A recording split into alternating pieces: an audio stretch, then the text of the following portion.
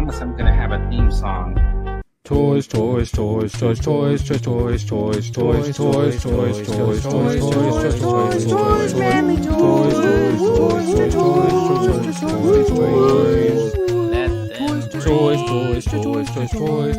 toys, toys, and TV and movies too. Welcome back to the show, everybody. It's the Toy Duo team. Yeah, we're just going to say it all together now. Cover all ends. Anyways, here is the snapshot of the thumbnail that we have for this week. You can see the whole team's wearing Santa hats as they were last week. I put Ross Dress for Less on the thing because that's the new Toys R Us in America. And then, of course, Legacy of Monsters is the hit TV show that almost nobody's watching. Today on the show, we got Connor from Fuller's Figures. He's joined me today. How you doing? Not too bad, sir. Hello, everybody. Glad to be here. So this is the Toy Duo team. I didn't change that one yet. But anyways, I do have memberships on my channel. You can feel free to super chat, join and become a member, stuff like that. When you're in the chat, please comment and ask questions. I did try to avoid some of the comments last week because they did seem kind of drama-filled, and I don't know if anybody noticed. I wasn't really trying to put those up there. There was something going on. I was trying to like keep up with the chat, but I was like trying to avoid getting and sticking my toe into hot water. We are going to do the reveals. You can always chime in whether or not you think they're hot or not. We're going to do the shout out of the week, and we're going to do some catch-ups. But first of all, let's just catch up on the chat and say hello to everybody who has joined us. Let's see, Gerard Kane has joined us. He's saying hello, everybody. On my stream, it shows that Gerard Kane was the first commenter, but I know because when I was uploading my PowerPoint earlier, Mod Extra Games was in here and he claimed first, and for some reason that chat's not showing up anymore. He did ask me if I had something to do with Big Bad Toy Store and some sort of stop motion. And that is a no. Nobody will hire me to do my stop motion because it's very crappy. Yet. Yeah, maybe if I get a little bit better. Oh, there he goes. He's asking Mod Extra Games saying, hey, I made a chat earlier. Did it Yes, it did disappear. But Gerard is saying, no, your question is there. I don't see it here, though, but he can't see it. Mr. B has joined us. He's saying hello. G-Force has joined us. Sunny Sundry says, woken up early once again to say hello to everybody in the chat and to find out what's going on. We got Steve-O from Collecting Star Wars. He's in the chat. Steve-O, if you have time, jump on in. I know you have the link. It should be in that message group if you have something you want to share with everybody. Let's see. Mod Extra. How's it going, everybody, today? I'm knackered. Now, that's a British term, knackered, right? Like, that just means tired? Yes. We use it over here. It's deemed politically incorrect nowadays in Ireland, but the real meaning of the word is tired. So, absolutely, we use it all the time over here. And right. Yeah, Chris, we have those sleepovers too, and it's a 2-day hangover from sleep. Let me tell you. Just trying to recover from having your kids have friends come over. Jonathan Redmond is saying good evening to all. David R is here saying hello. Let's see. David, how are you? A lot of hellos going back. I'm trying not to miss anybody. Yakbat has joined us. Let's see. He's saying. Jonathan saying, I've met Connor in real life, but not near public transport, so he survived the encounter. That one's going to follow me around for a long time. The voiceover sounds just like you. Kat from Vader's Girl 28 is here. Okay. I wonder if she's busy puzzling right now as she's listening in. All right, and I think we'll try to catch up on more. Okay, so before we get started, let's just jump ahead. I know Sir Eric Brown, who's usually in here, is all over this Ghostbusters Phasma series. Last week, we were at 16,587. This week, it's well over 19,000. It's got two days left, so it hit all of the tiers, and you are the happy owner, future owner of a measuring tape case and a Ghostbusters with a silly sailor Ghostbuster. Is that the Cracker Jack Ghostbuster? I don't know what Ghostbuster that is. That But anyway, Stay Puft. is that who it is? Because why is he wearing that hat though? Was it they only sold it to guys going out to boat? Because it looks like those, on the Titanic, those hats the guys would have worn. Yeah. Yeah. I think the Stay Puft Marshmallow Man had that hat on. Oh, okay. So you are the proud owner of that. It looks really cool when you got the holster on your hip like that, and then you put the hand down there like you're ready to fast draw that thing out, right? And then, of course, the Cobra mothership, let's catch up on that, had 1,455 backers. It's currently at 14,099 backers. So you can see it is climbing like crazy. It's going to definitely not meet its goal of 4,000 because it's also got less than 3 days. So much they sent out an email telling everybody, hurry up and back the mothership because you got 3 days left. Now, it'll be interesting, though, to me, because they're going to do the O-ring figures. And I wonder how many people who are interested in these O-ring figures are later going to go, oh, man, wouldn't it have been cool to have that mothership? It's so pricey, though, for what it is. Like Right. I mean, it's a beautiful piece, and, it's excellent sculpting. They've done loads of little details in it, but when it doesn't have that nostalgic callback to a vehicle we had as kids. Yes, it's basically like, oh, I got a glimpse of this thing once, right? Yeah. And now I'm supposed to spend $500 for it. And particularly as well, the time that it's ending, like 2 weeks before Christmas, that you have to fork over $500. It's a big ask on people. So would it be different, you think, if they said these were ready to go, so as soon as the campaign closes, they're going to ship? You're going to get it before Christmas. Yeah, I think a lot of a lot of these big companies are doing Kickstarters. They've done the work before they've launched it. Like they've done the design, they've done the modeling, they've done. Surely, I think they could get them into production much quicker if they wanted to. I know, okay, so that they're going to run the risk of setting up that production run, and it might fail. But I certainly think if you didn't have to wait a year and a half after handing over your money, I think they might do a little bit better. I think they'd be a little more interested in them. Do you think something like this, if they just said this is going to be at retail for $500, but if you do this like campaign, you can get it for $350? You think people would jump on it like that? So $500 is a lot to ask at retail, because then you're wanting the retailers to fork it up in advance, which is a big ask on them. So I think a lot of these that are that highly priced, I can understand that's why they want to do it as a Kickstarter as opposed to sending to retail. You could argue some of them are overpriced for what they are. Yeah. But I think a big ticket item like this at 500, I just don't think it would do as well at retail. And I don't think you'd get the retailers behind it, particularly small comic stores and that, trying to stock like 10 of these is a big ask on a smaller business. Yeah, I agree with you. And I guess in my mind, I was thinking, because we have a Super 7 store in San Diego, so I'm imagining like you would have to go to their specialty shop to pick it up or something like that, right? But I think that they should have had some sort of an option for people who have the stores in town to be able to ship them directly to their sites so that you don't have to pay that extra shipping cost. Yeah, because they have the distribution network already set up. So that sounds reasonable. Say hello to a couple more people. Miriam Gillis has joined us, saying hello. Hey, Miriam. How are you? Let's see. Thousandths Ghost has joined us here, saying Target and Walmart never carry this, and especially not for $500. Yeah. I saw somebody. Let's see. Oh, G-Force is making fun of Eric, calling him Eric Sheriff when he wears that on his hip. He's talking about the the PKE meter. And then Jonathan's more likely they will call him a plumber. Okay, you guys are so funny. Only when he wears that Man U jersey. I just got sick in my mouth. Sorry, Eric, if you're watching.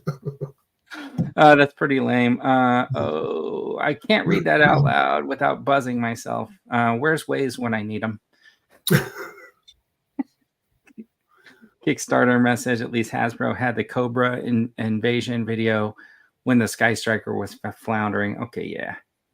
That was kind of interesting with that. Let's see, Gap has joined us too. So that was kind of interesting on the Sky Striker when they added in the Cobra sticker packs or whatever with that, because then I think it really added into getting multiples or something like that. Yeah, and the fact you were getting Right. Cobra figures in that as well, I suppose, did give it that dual purpose. So are you watching that Godzilla, that Legacy of Monsters? No, I've heard good things, but I haven't got into that. I actually I spent the last week rewatching Lord of the Rings and The Hobbit. Oh, interesting. I went back instead of watching new stuff.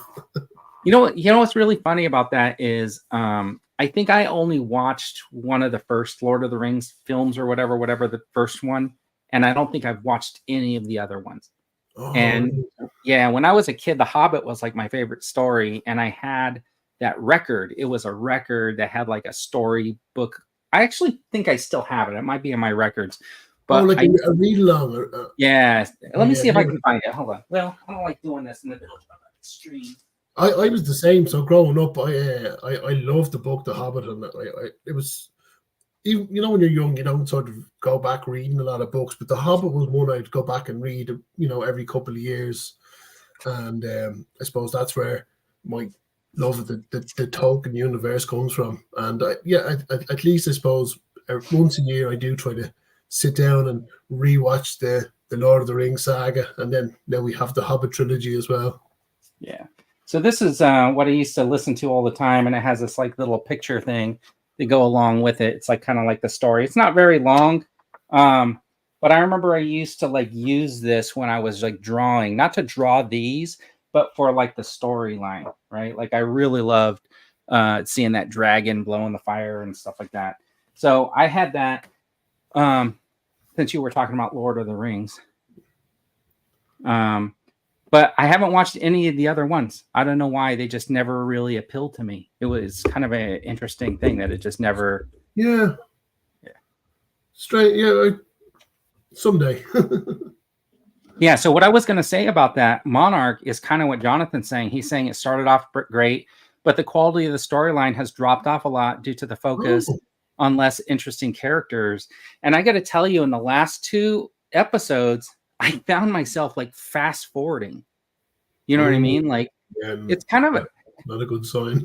Yeah, it's one of those things where like, so they were being held in like a holding cell or something like that. And it was like the supposed to be like a psychological time or whatever, something. They were all going through their little emotions or whatever. And I just felt like, oh, okay, well, I can fast forward through this because I know what the plan is here, right? To make you feel like they were going through some the story. Yeah, it was just a character development thing. And I think like after I feel like I'm at a point where after I've seen that kind of stuff, I just want the story to move along. I don't need like a 15-minute drawn out character development scene, which I've seen like hundreds of times. I don't know if it's just me and I'm just getting like, I'm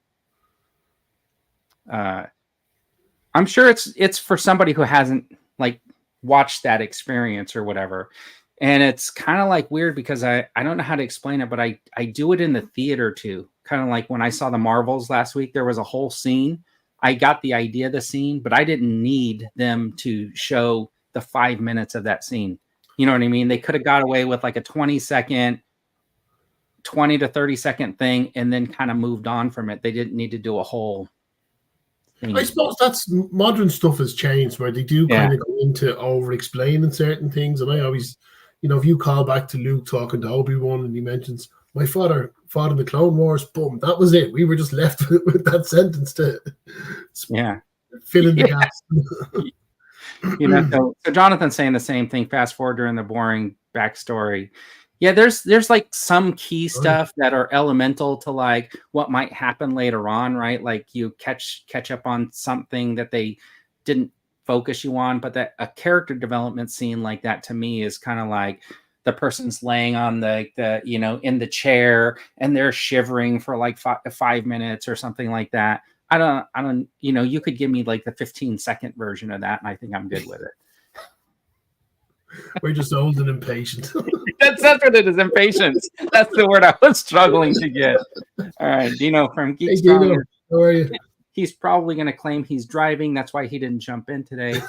Or he's protesting not wanting to be on the show anymore because I refuse to talk about all the retro figures that he wants to talk about. Let's see.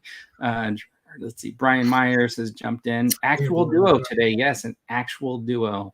Let's see. And then, all right, it's a lot of more hellos. So what else is going? So you were watching The Hobbit. Was that all you were doing this week? Was that? And then trying to figure out from the bus people why the transit didn't arrive in time. Yeah, so I've a very catching them in their lies with Dublin bus. I get old and impatient. I have this. I don't know whether I have a bit of OCD, but if a bus says it's going to be there at X o'clock and I'm there 5 minutes before that waiting for it, if it doesn't turn up, I just blow a gasket. Yeah, that's hilarious. I think I chimed in on that conversation too. I was trying to find one because I hate it when you talk to like the customer service and they tell you one thing and then like 2 seconds later they're telling you something that's completely different. Yeah, they completely lied to me. The bloody thing never turned up. They were saying it got delayed. Yeah. Okay, so Jonathan's saying, when's the Cell Barge giveaway? So we can mark it on his calendar? I'd like to know too. I went through his channel and I commented on like every single Cell Barge video and post. And I didn't forget the short videos because I didn't want him to come back later and say on a technicality, you missed one. And here's the thing, though. I think I got to go back and figure out when he got the Cell Barge and comment on all the Toys and Fitness live streams because he probably mentioned it in those live streams. And probably talked about when he was getting it. That probably counts as well. Yeah. So. I'm going to have to go back even further. So I'm thinking like any mention of the Cell Barge, he's going to like throw you out in a technicality and then pretend like he doesn't have to give it away. I think there's more. There may be some more Cell Barge videos to come yet, though. Maybe. All right. So you were showing me before the show. What did you just get? You're not going to open. Can you show them? Yeah. So controversially, so I got these. What do you call these? The movie Spider-Man. I got the 3 of those this week. So excuse me. I was so ecstatic to get these because when they did the 3-pack there earlier last year, the Marvel or the Hasbro exclusive, the fact you couldn't see the actors' heads, I had no interest in it. So when these came out, I ran over to Big Bang Comics. And hence couldn't get the bus home to pick them up. But I have Spider-Man figures, so I was kind of thinking the fact that they don't come with any accessories. You get a couple of hands in each. Right. I think one of them has a couple of more hands than the other one. Yeah. The newer Spider-Man, Tom Holland gets 4 hands. So the fact that they don't come with any accessories and or web effects, there's kind of nothing jumping out at me to open them up and sort of take photographs with them. And I have plenty of other Spider-Man figures, so for the moment, I'm going to keep those carded, which is very unlike me. So I did have those. I was telling you, and I'll just repeat it. I did have those on order at Target. I got them as a drive up so I could go pick them up at the store. And while I was running around, I kept telling myself like, oh, I'm going to run over to Target and pick those up. But I never did it. And it was one of those things. I got lazy at the end of going around to look at Ross stores or something like that. And today I picked this guy up for $5.99. And the problem is when you go to Ross and you see like a figure like this for $5.99, or even that Cobra Viper 3-pack for $15, it's tough to say, yeah, now I want to go to Target and give them $25 for one figure. Absolutely. And I think that's, it's, I've always complained the way they market the, hey, Matt, the way they market these modern toys, like they're, special, unique collectibles, and they're toys, plastic toys, and there's nothing special or unique about them. But the way they hype them up, and then at the same time, this bulk discounting is kind of devaluing the product. So it's nearly an anti-marketing strategy that's going on now and taking away from the years of hype that they've built up these toys to be. Right. You don't pre-order now, you're never going to get it, and it'll be escalated on the secondary market. And they just underproduced them, and clearly, right, whatever way they're underproducing them, whatever their projection figures were, even though the production runs have shrunk in the last few years, those are the result of overproduction on a smaller run. So I think it speaks volumes at the moment, the way the hobby is going, and I don't think it's, I don't think it's as big as we think it is. Like, I mean, I think when you get these collections of communities on here on YouTube, where the customers, where the guys still doing this, and I could be wrong, but I wouldn't say globally the hobby is in the hundreds of thousands at this stage. Yeah, it's really weird. Like, and like Dean G-Force is saying right here, right? He's saying, I long game everything I don't think will sell out fast. Mm-hmm. And that is probably, that's the problem is, how do you know, right? It's just a guess to what's not going to sell out fast. Now, granted, I have gone to Target since I did not pick those figures up when they first got released, and I have not seen the Andrew Garfield head in the store, the one with Andrew Garfield. I have not seen him. And honestly, out of the three, that's the only one I want, because Tom Holland, basically I have 3 or 4 heads of his, so I don't really need that one. And I mean, I guess Toby, yeah, but Garfield's kind of my favorite.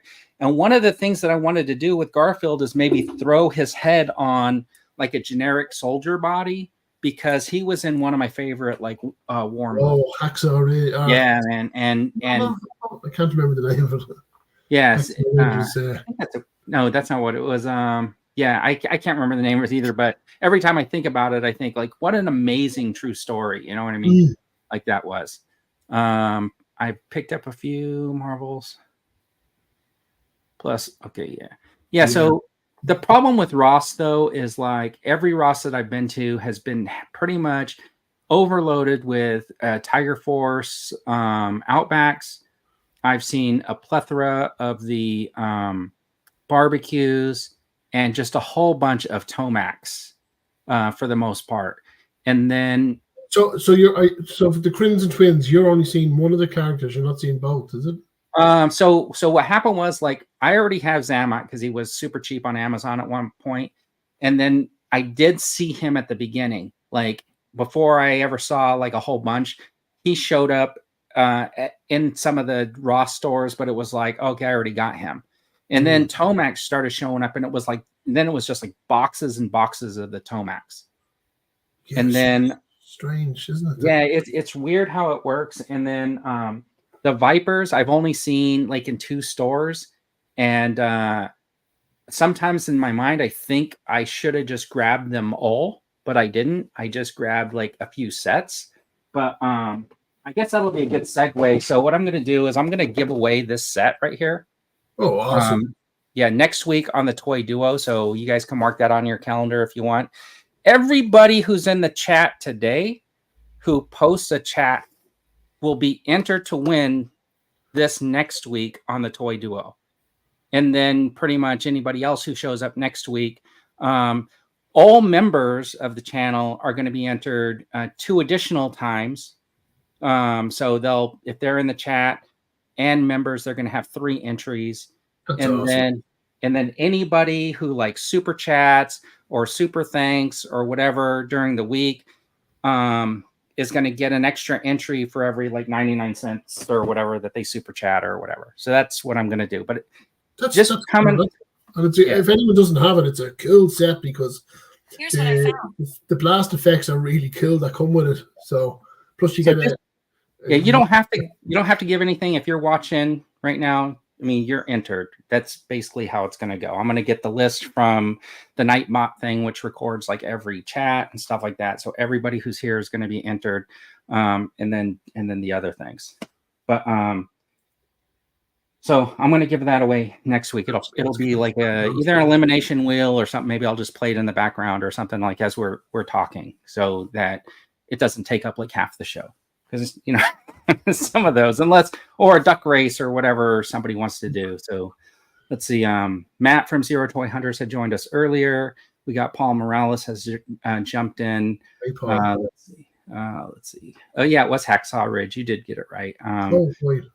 Yeah, I thought it sounded familiar, right? And then I feel like you took it back, and I was like, oh, maybe that wasn't it. But so anyways, I do have one carded figure that I got this week, and it's this Cobra Commander that came in the HISS tank. And I know I was asking everybody in my video if I should leave it on card or open it up.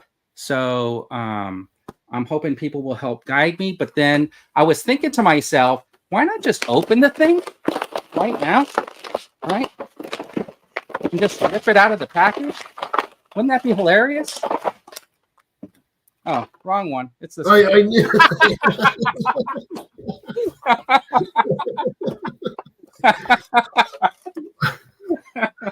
say he's not doing it. So, Little yeah, so this guy. when it comes to the Cobra Commander, I think we all know at this stage we're getting a retro version. So yeah, it's definitely worth holding on to on the card.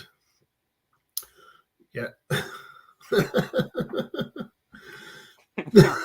Oh, a monster. Anyways, I've been wanting to do that since we started.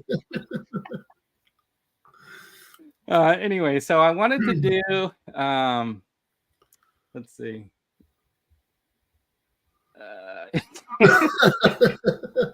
That's just your age, G-Force. Yeah. And that guy was only $5.99, so I'm good with that. I am going to do the shout out of the week. This is another one that Dan had sent me over. This is Toy Food Tech, and he's got about 1,700 followers on Instagram and does some action figure photography. I looked through them. They look really cool. I'm a follower. I thought this one was kind of neat. I really like the lighting that they did on them. That's cool. Yeah, I think it looks really cool. If you want to give him a follow, I know I put his link in the comments of the show. Let me see if I can grab it before I show some more. There was one there with the just on the gallery view of his page, and it's Steel Brigade, and see the light effects behind him. Yeah, it's like they're moving. That's stunning. That's a beautiful picture. Yeah, it looks awesome. I mean, some of the stuff just looks really cool. Yeah. I'm trying to get his page up so that I can share it in the chat. Let's see. Copy link.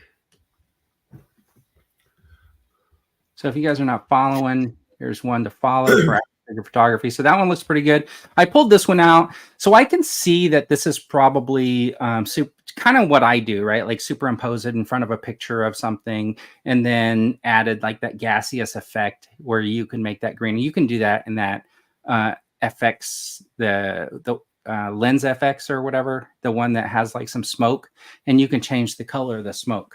So yeah. I think that's what happened there. Okay. And then I pulled this picture of this Batman. I think that looks really cool. Oh, that's awesome. Yeah. That's so cool. Okay, let's see. Zero Toy Hunters. Matt is trying to find a copy of an Atari 2600 Subterranea cartridge. No luck in the UK. Okay, if you guys are looking at 2600 cartridges, I wonder if I have that in my 2600 collection. I'll have to look through my box. Let's see. The retro card Cobra Commander will be classic looking Cobra Commander, but still no hood. Yeah, not going to happen. Yeah. So, anyways, I thought I'd show that guy off. I think he's pretty cool. If you want to give him a follow, his link's in the chat. I'll definitely be following because they're pretty impressive. They really are great shots. So, what else has been going on? What else is new with you? Well, I was off for the week, so I've done very little this week. I did make a video. Actually, I had taken footage for a video weeks ago and never got around to posting it because I wanted to add in a few photographs. So I got that finished off this week. And then I was able to pick up the Green Goblin figure. Nice. Because Jared Kane and his generosity went and threw money onto my big bank account there as a surprise or a present or a gift. So that is awesome. I had stuff in pre-ordering. I didn't want to use it for that, so I held off. And I said, right, I'm going to get a figure that I might normally go for that I wanted. That would be a bit more expensive. And then when the Goblin hit, I just was like, okay, this is the one. So I was thrilled to get that figure, and it's a beautiful figure. I'm so impressed with it. Well, the face sculpt looked fantastic, and I like what you did with it, with making your platoon character. Yeah, actually, so as soon as they announced it, that was what popped into my head. It was like, because the Falcon figure was, we don't need to drag that all nugget up, but it was so bad. And so I just wanted to make an Elias figure from Platoon, so that's where I got that idea from. Yeah, that is really cool. Yeah, nothing new going on over here.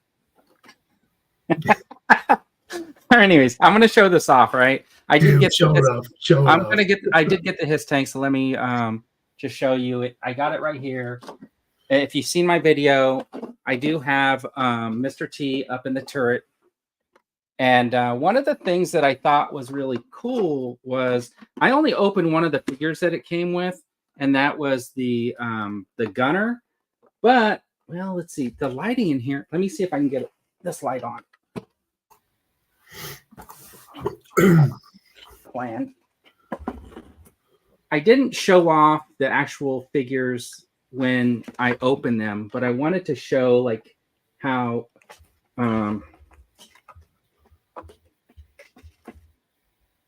so the gunner came with a bunch of weapons, and I just stuck them in there on the wow, they look cool.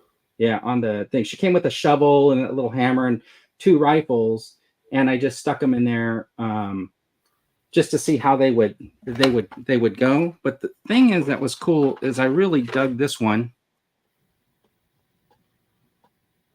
Oh wow. Yeah, it looks really good. And then, that's a round paint. The paint ups in that are lovely. I didn't know they had paint ups in the weapons. Yeah, me either. And this is actually kind of nice too, because they actually painted the bayonet piece on there, which is kind of nice. Now the shovel doesn't have like really any coloring on it, and it's kind of long. And then this piece was kind of hard to stick in there, but she came with this piece too, which was kind of interesting because you got a gunner, and then you're giving your gunner all these pieces. But I think it was just to give them a lot of accessories, right? Yeah. Yeah, so I did stick with this cover on here, which I thought was kind of nice. And then oh, that's cool. I just think it's really neat, like the way that they have the lighting set up, and there's so many different options. And is it just one button and you circle through the... Yeah, it's one button and you just keep pushing it, and it just cycles through all the little lighting things.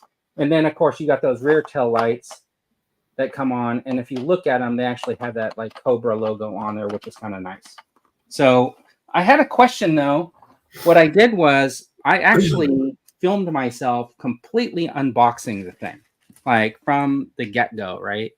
And I'll ask everybody in the chat what you guys think. I have all that footage, but when I did my kind of review, I didn't want to make it like 30-something minutes. So I kind of, after had it assembled, I kind of showed off the box, and then I showed off like the tank. But I filmed myself taking it out of the box and putting all the pieces on.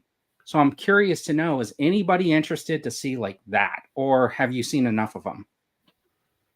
No, because it's you unboxing it, so I'd like to see it because I want to get your impressions of it, of opening it up, and what you think as you lift off the panel and you see the first thing on top. And no, I would say go for it and post it because I I'm not going to speak on behalf of the whole chat, but I want to hear what you have to say about opening it up and your first take on it.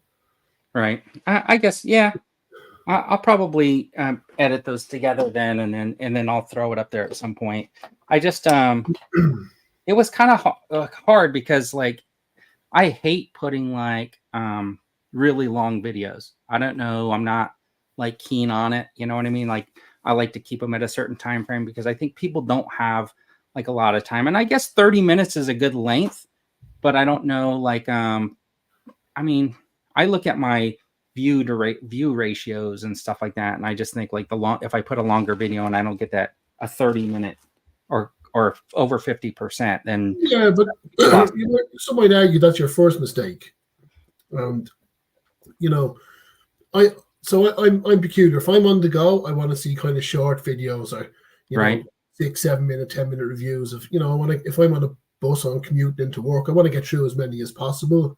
But then if I'm at home, now I'm a devil for watching stuff on TV and then having to go back a couple of hours later and drop comments on videos. But if I sit down, because the way I consume media now is I watch YouTube. I don't watch cable TV, and I very rarely dip into the streaming services that are on there. That we're subscribed to the whole bloody lot in this house. But I watch YouTube, and if I sit down, I want to see a long form bit of content. Okay. And that's where I so if I'm at home, I want to see a half hour, 40-minute video. But yeah, I get what you're saying. If I'm on the go and I'm commuting or whatever, that's where I'd go for the shorter stuff. So I'm only talking about myself, but as a viewer, I'm looking for different types of content at different times of the day.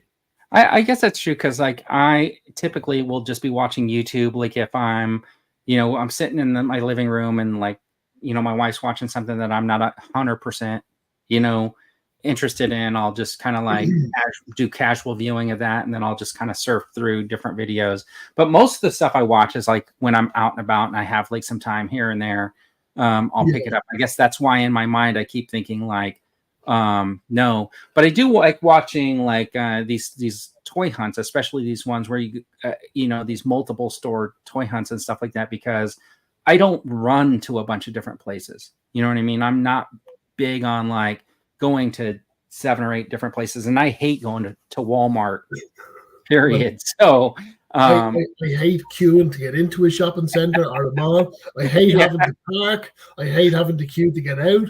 So you see people like GeForce that go on these epic, 7-store hunts. I'm like, no way, not for me. I'll happily watch other people do it, but there's a couple of Walmarts.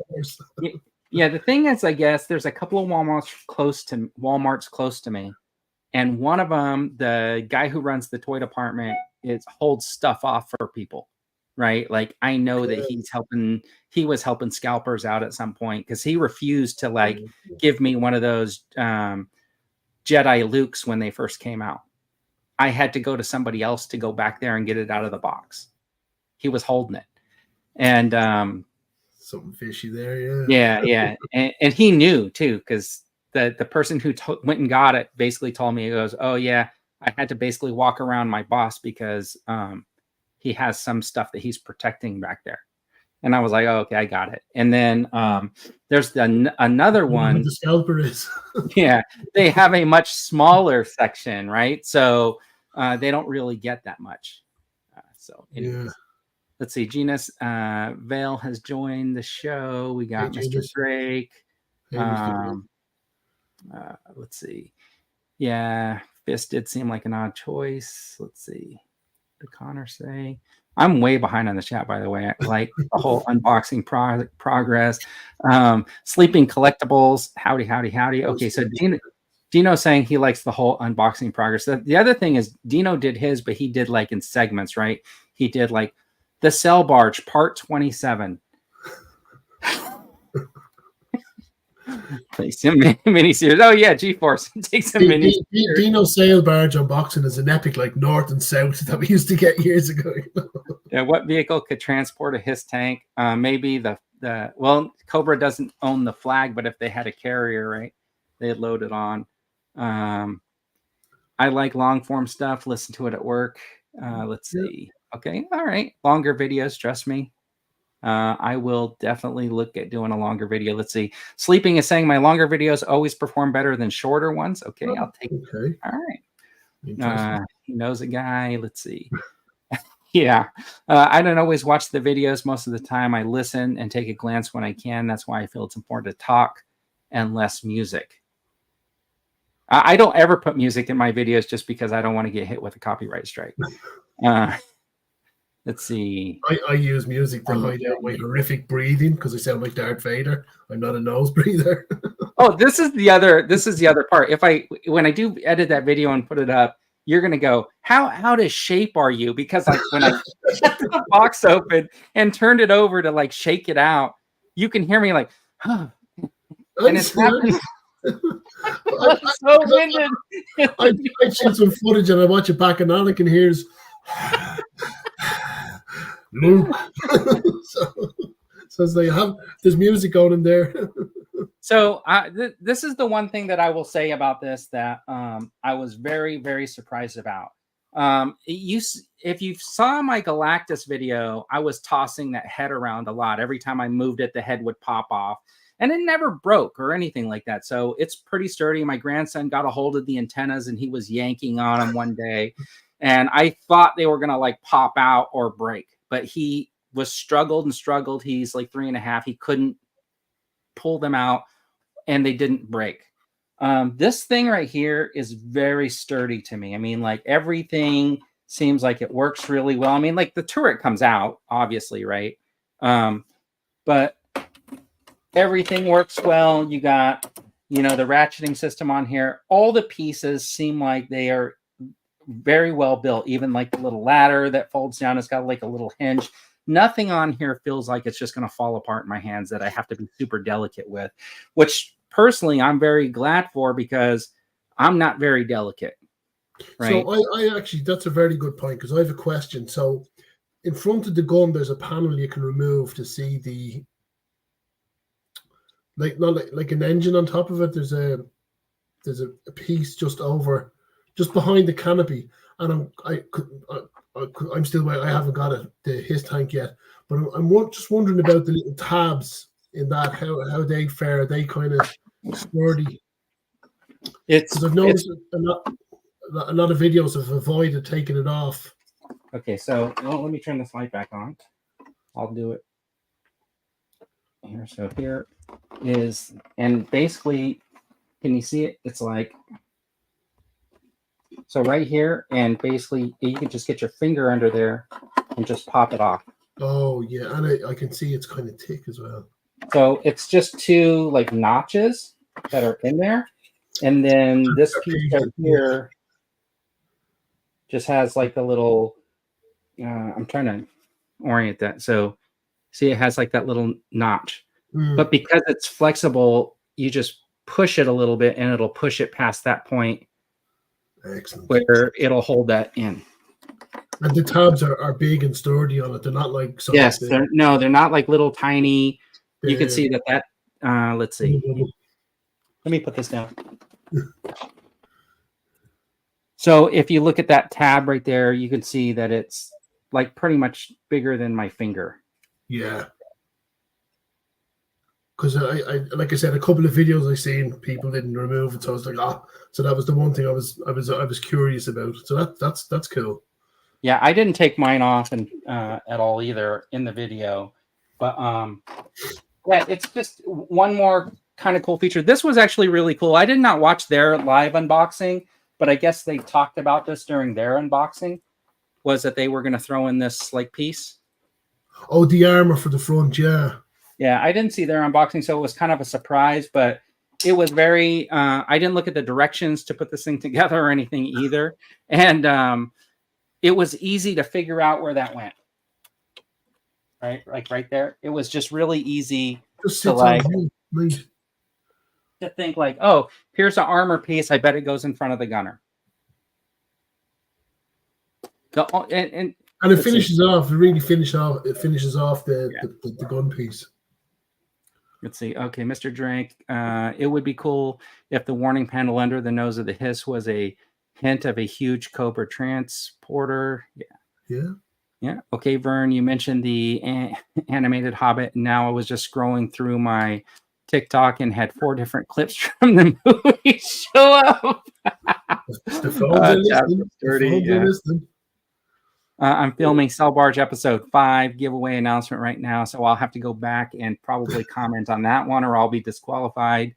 Insert tab into A and B. And then everyone I've seen is worried about the ladder snapping. Yeah, you know what? I'm not worried about that at all because this plastic feels very like pliable, and there's a little bit of a catch, like to keep it from just like floating down, like it snaps into place. And I think it's designed like that because there's just a little nub. I think what'll happen is that little nub will wear off, and then it just won't snap and hold into place. But personally, I can never see myself folding that down and having somebody pretend like they were climbing on that, because I would just imagine, like, if it was me, I might just like walk on this exterior tread piece and climb up, right? The only complaint that I have are these darn missiles. I grab this thing and try to pull it out, and the next thing I know, like, missiles are falling off.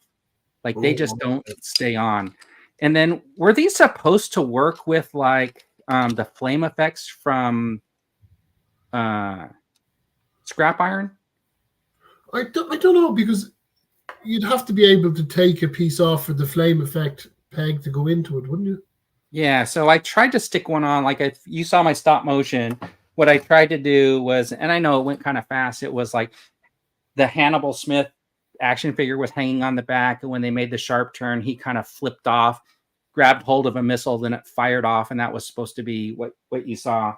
And I did try to shove one of the flame effects in the back of that missile, but I couldn't find the long one, and it didn't really fit that well. Yeah. So that's, I think, one thing that I think, was that like an add-on, or was that something that was like, because can you imagine like a flame effect that would attach here and then have the missile out like around 3 inches, like it had just been fired off? That'd be cool. That would have been like a really cool touch, right? Now, in saying that, I might be displaying mine without the missiles for that more vintage look, because one of so growing up, we didn't have the HISS tank, we had the Hyena, which was the Action Force version, and it was red, and I just absolutely adored that vehicle. So when the HISS tank came out, I was loving to get it, but I think I'll go without the missiles for the more vintage look. Yeah. It's interesting to me every time you say something like, oh, we had the Hyena, we didn't have the HISS tank, or something like that, because I realize in my head that like not everything was G.I. Joe, right? Yeah, of course, yeah. So it's really interesting to me to like separate that in my head and realize there was a whole time where everything that I called G.I. Joe was called Action Man in the UK. Yes. And I go back that far because I'm talking about the 12-inch figures or whatever, right? And of course, that's what we had first, the Action Man. Let's see. Thought they meant to be flame effects for the HISS missiles.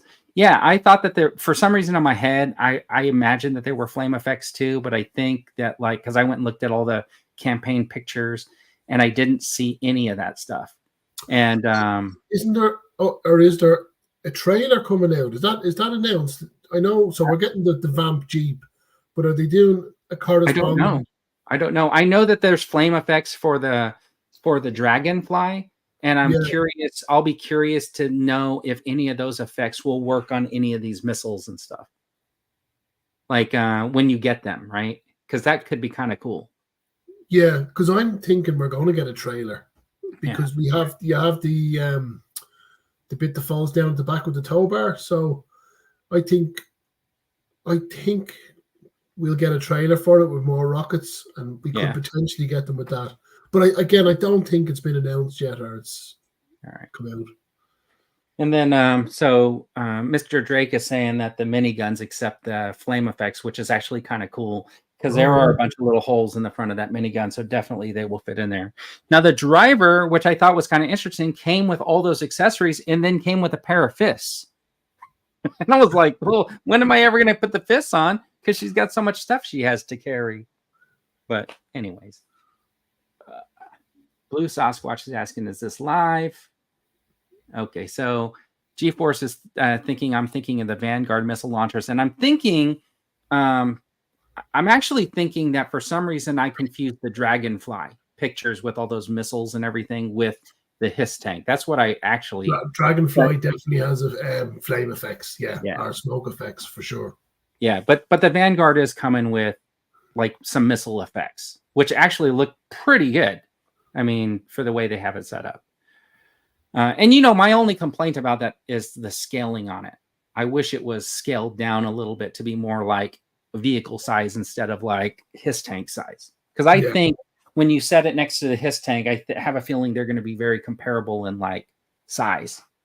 Yeah, but I don't think there's enough. The Vanguard looks cool and what they're doing with it looks brilliant, but I just don't think there's enough nostalgic pull there for me to go. Yeah.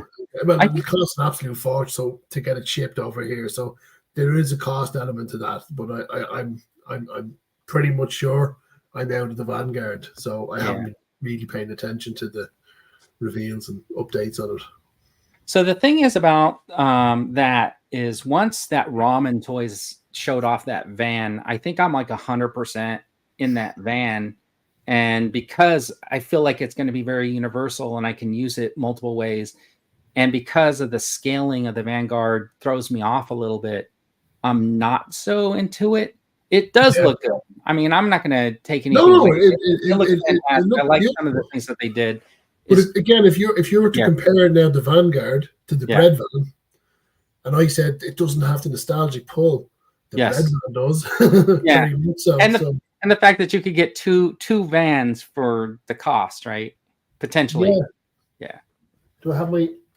I don't have it to hand. I have my BA, custom BA Baracus figure ready to go, so I just need that van. Oh, you don't have them? I have them with you right there? I don't think so. I don't have them to hand. All right, the missile trailers. Oh, okay. So the missiles trailer is pretty much a sure thing, Connor. Seeing how much the classified team love to do repaints. Yes. Let's see. I still have my Red Shadows Hyena HISS tank. Missile launchers for the Vanguard are an add-on. The Vanguard defo. Yeah, that looks good. So you painted the shirt, right?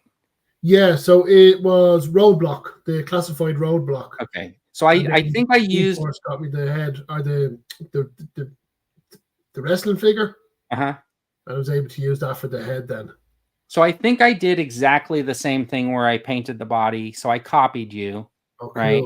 The only difference, and I didn't change the feet. Did you do something else with the legs on yours? So I don't... Do you remember the 12-inch BA Baracus that was out in the 80s? Yes.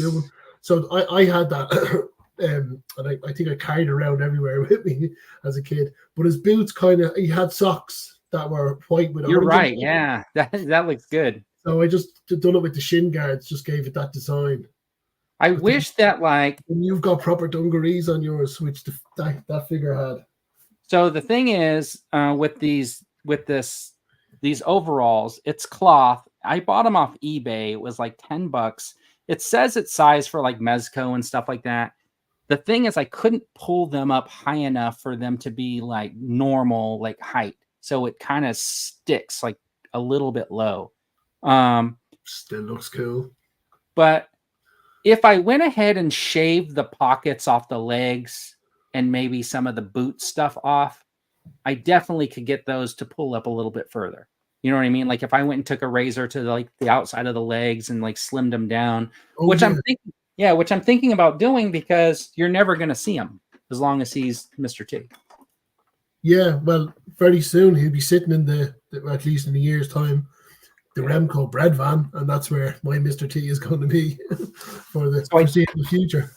So I did do these. This is that the Han Solo figure from the Force Awakens or whatever, and then I got this custom head off of eBay, and I just kind of painted it up. You can see my eyes are horrible. I just don't know how to do eyes. Looks like a cartoon character, but that's supposed to be Murdoch, right?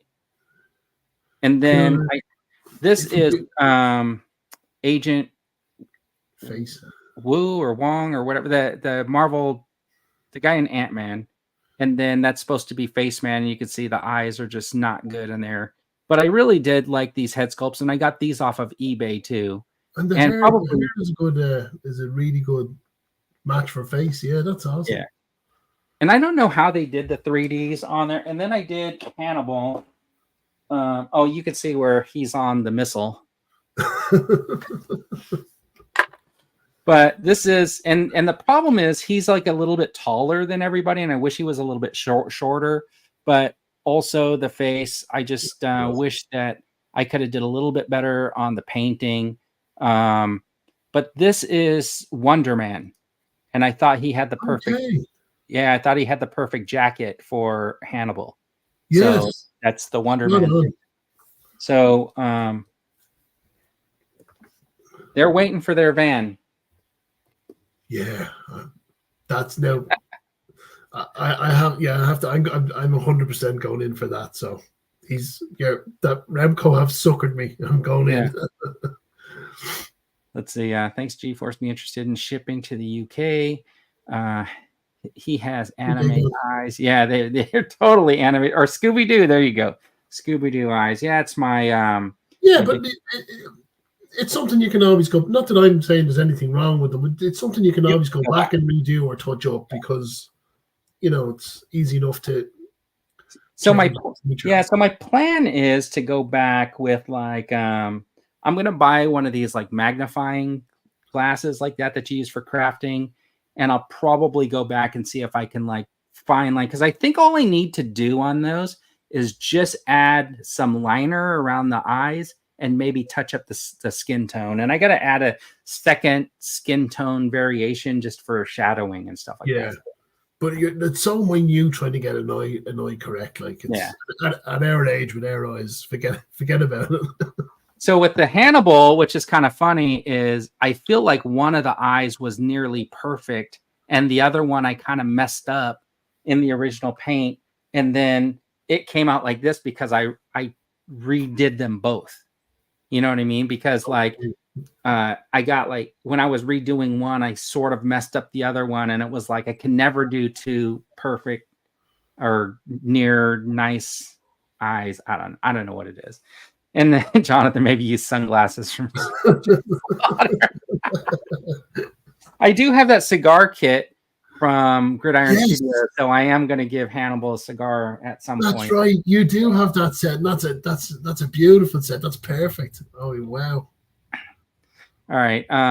Let's do this. Let's go through some of these reveals from this week, right? And we'll talk about some of the stuff that came out or got revealed, and then we'll get everybody to say whether or not they're hot or not. Anyways, we did get what is that? The red something or other, Red Hood or whatever. It's another McFarlane. This guy is just cranking out action figures like in a way like almost like you wouldn't believe. I just feel like there's so many action figures that you can't even keep up. There's Steve-O from Collecting Star Wars. Look, hold on. Let me take this down and go all the way back to this thing at the beginning. And yeah, he looks just like his picture down there with a Santa hat. And, you guys got me? Can you hear me? Tell the difference. Yeah, we can hear ourselves too. Okay, great. Good to see you guys. Thanks for having me. Come on. Yeah. Oh, sorry. I meant to mute that. Yeah, there we go. Yeah. Okay. I was like, oh, we can hear the background. All right, we're doing the reveals. We got the Red Hood up there, and nice. well, actually, you know what? Let's take a minute. So, what's new with you? I haven't been on in a while. What's going on? Oh, I don't know. You don't want to hear all my drama. I'm surviving. Nothing to really write home about. Just had a few minor issues, life issues kind of pop up all at once. You know, usually like to have those things spaced out. I just had them all fall on my lap all at once. So, and does it always seem like that's how it happens, though? I mean, I guess so. Usually I'm a little bit luckier. I don't have so many. Like our refrigerator died, my car died. I got sick. It was just every day it was another thing after another thing. Oh my So, God. but we're, we got a new fridge. I'm getting a new car. Everything's gonna work out. It's just a little bit Did of you watch any YouTube videos about your refrigerator though before you bought a new one? Because I'm going to tell you the story really quick. Go ahead. Tell me. We had a refrigerator. It was the one that had the upper lower fridge freezer. It was a LG, I think. Yeah. And all of a sudden one day I went in there and everything was like room temperature. That's what happened. Yeah. But the lights were on and stuff like that. It looked like it was normal. So couldn't figure it out. Watched a couple of YouTube videos.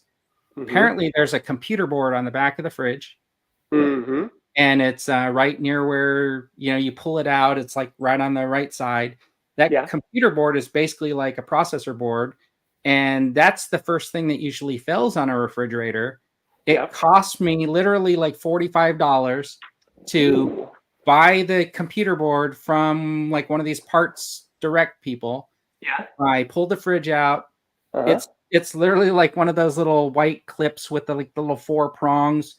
Unplug it, plug in the new board, put the plastic cover back on, slid it in, and then where the ice maker is, you hold down like 2 of the buttons, and then there's reset it. Yeah, and then there's like a paper tag inside the fridge that shows your model number and all that kind of stuff. You like punch in some numbers from that, and then hit the enter, and the next thing you know, my fridge was working perfectly. Holy cow! So you fixed it for under $50. Yeah. Wow, dude. So I should have called you. Or watch a couple of YouTube videos. That's usually my go-to as well. And I had the whole thing taken apart and everything. So I was in it, except for finding that beautiful fix that you discovered. So yeah. All right. Yeah. Well, I mean, it's not always a given, because like I had a treadmill that went out, and when I researched it, it sounded like it was also a board. I ordered the little board. I had to flip the whole thing over. I took the piece off. I put the new board in, and it still didn't work. So now it went to Goodwill or wherever. And, How old was the fridge? Do you recall?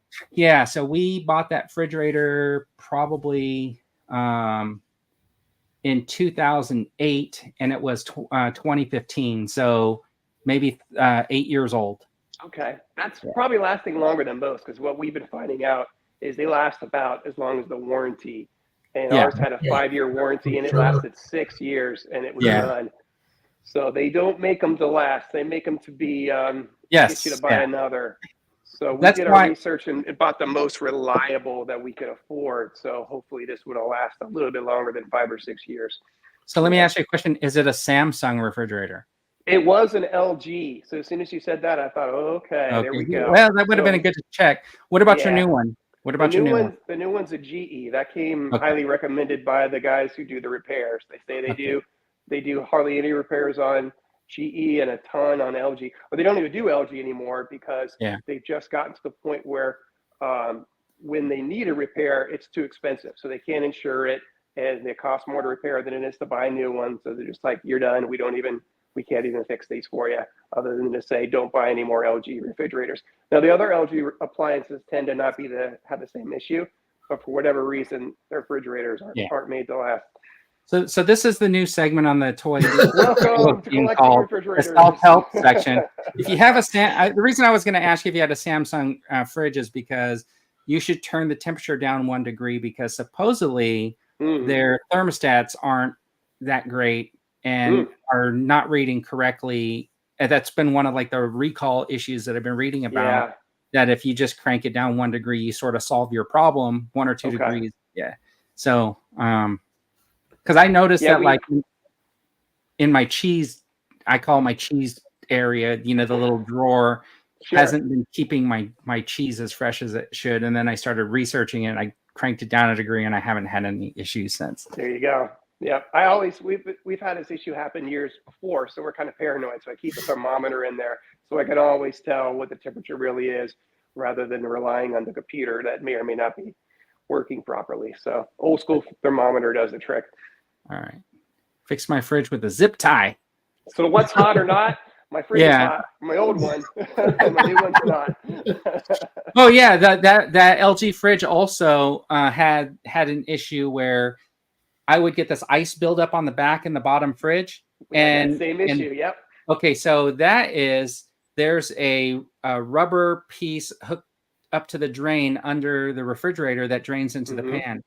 But because all the heat is under the fridge, it had been known to kind of melt that little hose, and then it would like stick to itself on the inside of the hose. So then it would create its own blockage, and then the water would back up and create that like ice in the freezer. So the only way to fix it, is to take that hose off. And what I did was I bought one of those plastic straws that has like the little corner. Oh, yeah, a little bendy straw. Yeah, and I stuck it on the little nub under the fridge and aimed it towards the little tray and solved my problem. See, we knew Vern was the stop motion master. We knew he made incredible customs. But did you know he was the MacGyver refrigerators? I bet you didn't, ladies and gentlemen. Well, now you know. I'm just so interested to hear like Florida and San Diego talking about this refrigerator. We just dig a hole in the garden and bury the food over here. It's fine that way. We got it in Ireland. That'll solve all our problems. That's what I'm going to do. All right. I love it. All right. So we were talking about Jared's after asking me there in the chat where my bell is. So just for Jared, just to show him. Oh, okay. Hold on. Let me get this one. Make it big. That's how you get. That's hilarious. So if you're standing in the shop and you're waiting for the staff to come over, I just whip this out and go, and they come straight over. Oh, I love it. That's great, dude. That's brilliant. All right, we're gonna have to put the download link to that in the description. All right, so we were talking about the Red Hood and who said he has the Red Hood with the guns, because now the Red Hood won't come with the gun, but he does look cool. According to Jonathan, here you go. G-Force has him with guns, so he's good. He doesn't need another one. Jonathan wants that app, Connor, so we're gonna have to figure out what it is, and we'll put that in the description. We'll share it. Coming up next, dishwasher cycle is right for you. And if you're not cleaning that little filter at the bottom of your dishwasher, you're not doing your dishwasher any service. That's right. In another episode, I'll tell you how I got my dishwasher heater that heats the water fixed, and for under $20. Dang. Okay, I'm tuning in for that. And in that segment, I'll also tell you about the spin cycle on my Samsung washer. Right. So this is the Mondo 1/6 scale Skeletor, apparently. I think he looks really cool. I'm just not going to buy any of them. Not a 1/6 scale, but it's beautiful. Wow. No, yeah, it is great. Looks good in the lighting. Wow. Appliance thrifting with the toy duo. The Red Hood with a crowbar. Yeah, these things look really cool, but they're just not. I mean, I barely have any of my 12-inch GI Joes left. So. All right, let's see. Then this is I think a 4 Horsemen, and I think so. I think it just looks really cool. That's beautiful. Just like they're a little bit pricey, right? Do you have any of these figures? Not me. There, you guys. I just got I just ordered the Jacob Marley. They were sold out, and they just put them back up yesterday. And as of noon today, they were still available. So I got one of those. I cannot wait. I'm a nut for the Christmas Carol. I watch every version every year. So I'm the exact same. Do you do the same thing, Connor? Yeah, I'm just obsessed with sort of Victorian or Edwardian London in the Christmas time for the. What is your favorite version of A Christmas Carol then? Ooh. Good question. So I have to say the animated one they did a few years ago with Jim Carrey is really good. That's a fun one. I do. If you go back to the Albert Finney one in the 70s where they're singing, that's one of my favorite. So good music in that one. Yes. Yeah. It's not happy memories and Christmas memories. Yeah, I don't know if it's better than the music in the Muppets Christmas Carol though. That might top it. But I also like the Patrick Stewart one. That's really good. I'll watch that every year. But Albert Finney's really good. He was a great Scrooge. That's as soon as you find the perfect Scrooge, everything else just falls into line. I actually like Scrooged with Bill Murray. Yeah, That's like Scrooge with Bill Murray is a good one. Yeah. It works. That's like my favorite. That's Yep. a beautiful film. So a funny story to go along with the Christmas Carol. One of the three of us played Tiny Tim in his sister's high school play, A Christmas Carol. How did you know? God bless us, everyone. Oh, and yeah, That's and cool. where I grew up in Gainesville, the local theater there, they do the Christmas Carol every year. So it's a family tradition. When I go home, we'll get tickets and we'll go see the play live, and it's brilliant every time. Yeah, it's so nice. That's cool. So I'll be looking for Vern to reprise his role. That's tiny. No, I'm not that tiny anymore. All right. I think the rest of these slides are like G.I. Joes. I know we showed these off before when they first announced them, but these are those 60th anniversary. They're supposed to be kind of like an ode to those original 12-inch action. Say this guy should be like action diver or action sailor or something like that.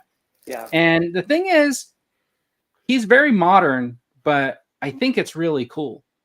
And I don't know how much of an ode it is to those original 12-inch figures, but it's a really cool figure. And So, yeah, go ahead. I understand what they're trying to do, and they're saying it's an ode to the 12-inch, where they're just trying to give it a generic head and just loads of accessories, and it kind of touches that.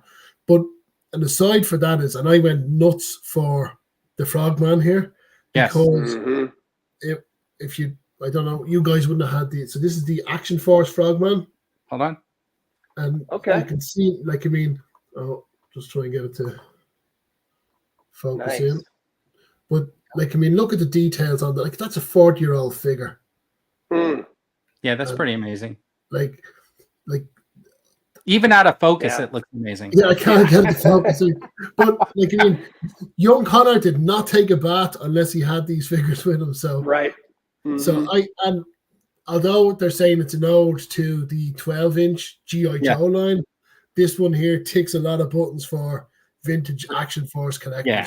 So, and that's what I really think. Really, I think it does hit more of that box than that older version, because I think if you were looking at the Action Diver or whatever, he would have had a scuba tank, like a single tank and stuff like that. He would have had that old fashioned, like the mask that's like round. Not so much like the high-tech one and stuff. So this is a very modern take on it, and I think it hits that one yours a little bit more. Or is that because that tank in the front, does that go on his back or does that go on the front, that thing that's at the top? Because it does look like a tank, actually. No, he does come. Is that a tank or is it one of those little pull-along machines? Yeah. Sure. Or is it a jet thing, the thing that he holds on to? Yeah. Okay. But I think this is. Oh, I'm sorry. Go ahead. No, I'm just going to say. So if you look at this, there's a heavy amount of reuse in this. Where the little satchel thing is the thing we got with the retro Snake Eyes, and we've got all the stuff from. But I like that if they're going to reuse stuff, this is where I want to see it. We get a sort of generic character, and they just pack it full of extra accessories. So this one here I'm really excited about. Yeah. Yeah, and Hasbro, it's hot. It is. G.I. Joe's been their best line for accessories too. So this makes total sense. This is right on brand for them to give you a figure and load them up with even extra accessories. So even if you're not so keen on the figure, you're gonna want to buy all the stuff that he comes with. Especially whomever you have in your army. When this guy ends up at Ross for $5.99, I'm all over it. Oh, are you kidding me? Yeah, exactly. So Big Bad Toy Store had this listed for $25. Okay, now. Are they doing the honors?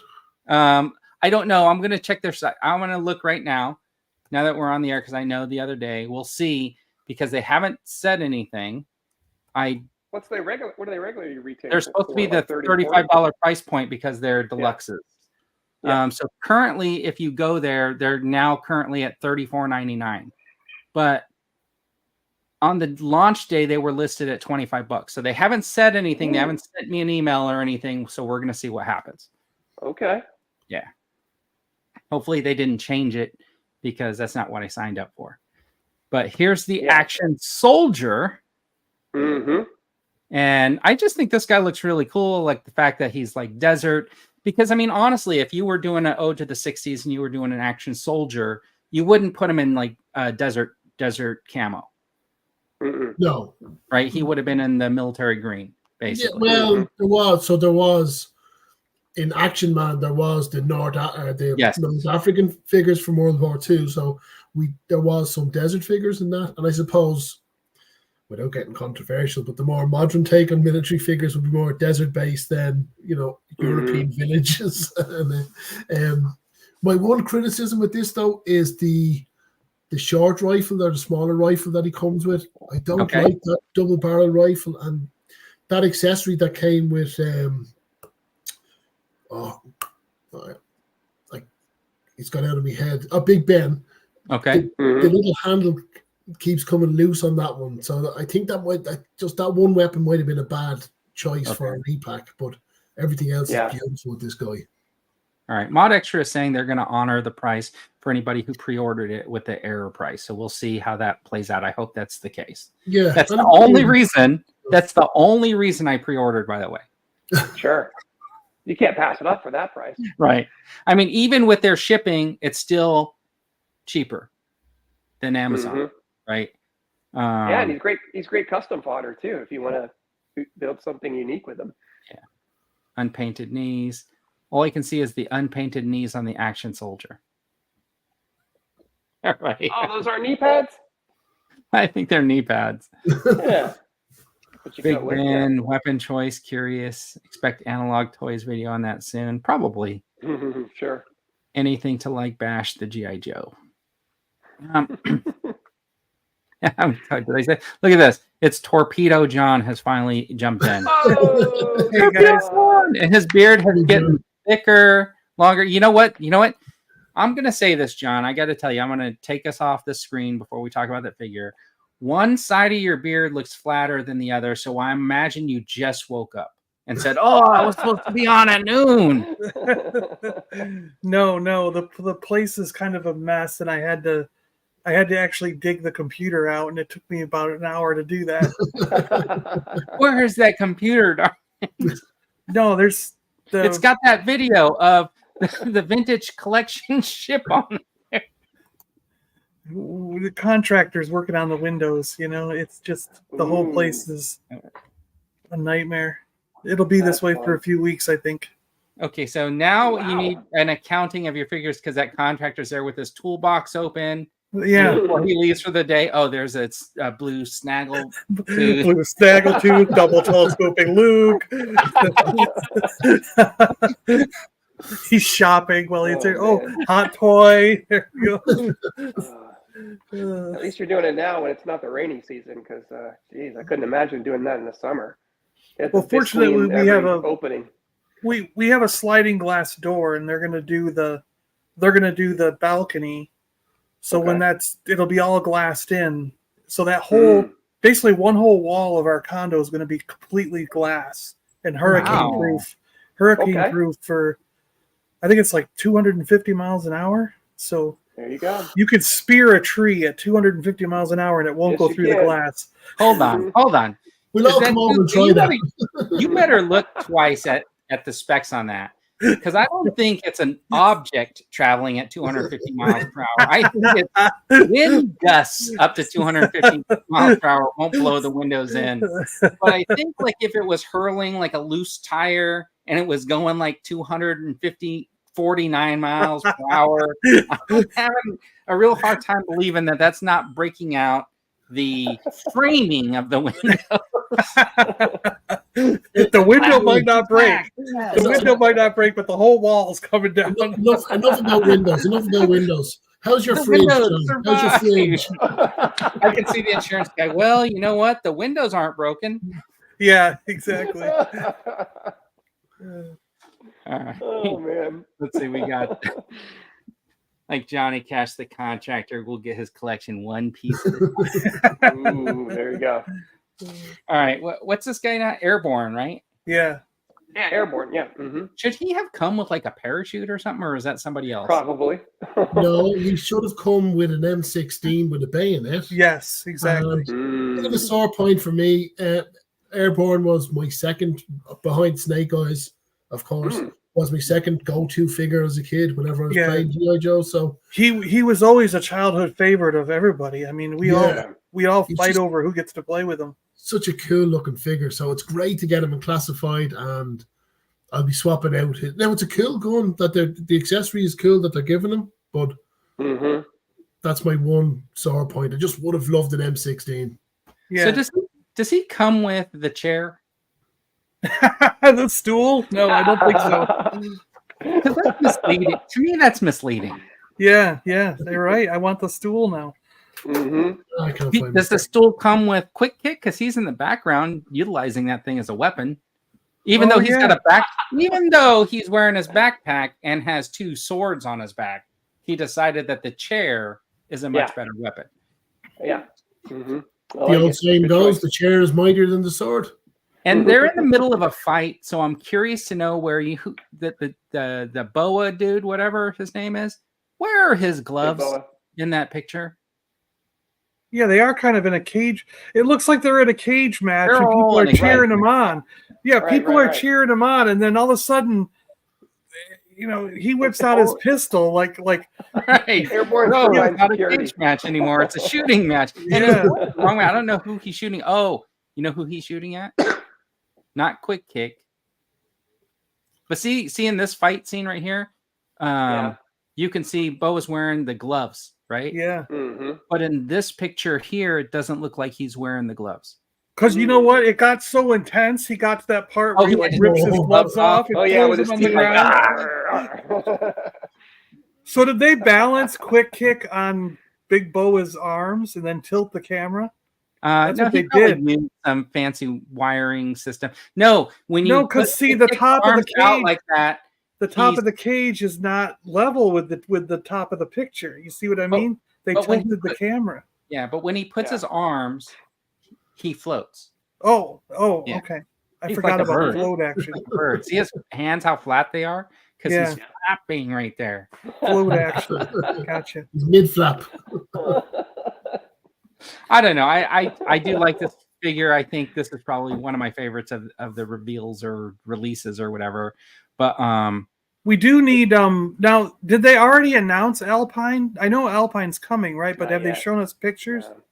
I don't know. Because you gotta, if you've got Bazooka and Quick Kick, you gotta have Alpine. They were together in the cartoon. You gotta have the trio. Yep. Okay, let's see. Jonathan says Airborne looks like a young John Claude Van Damme. Let's see.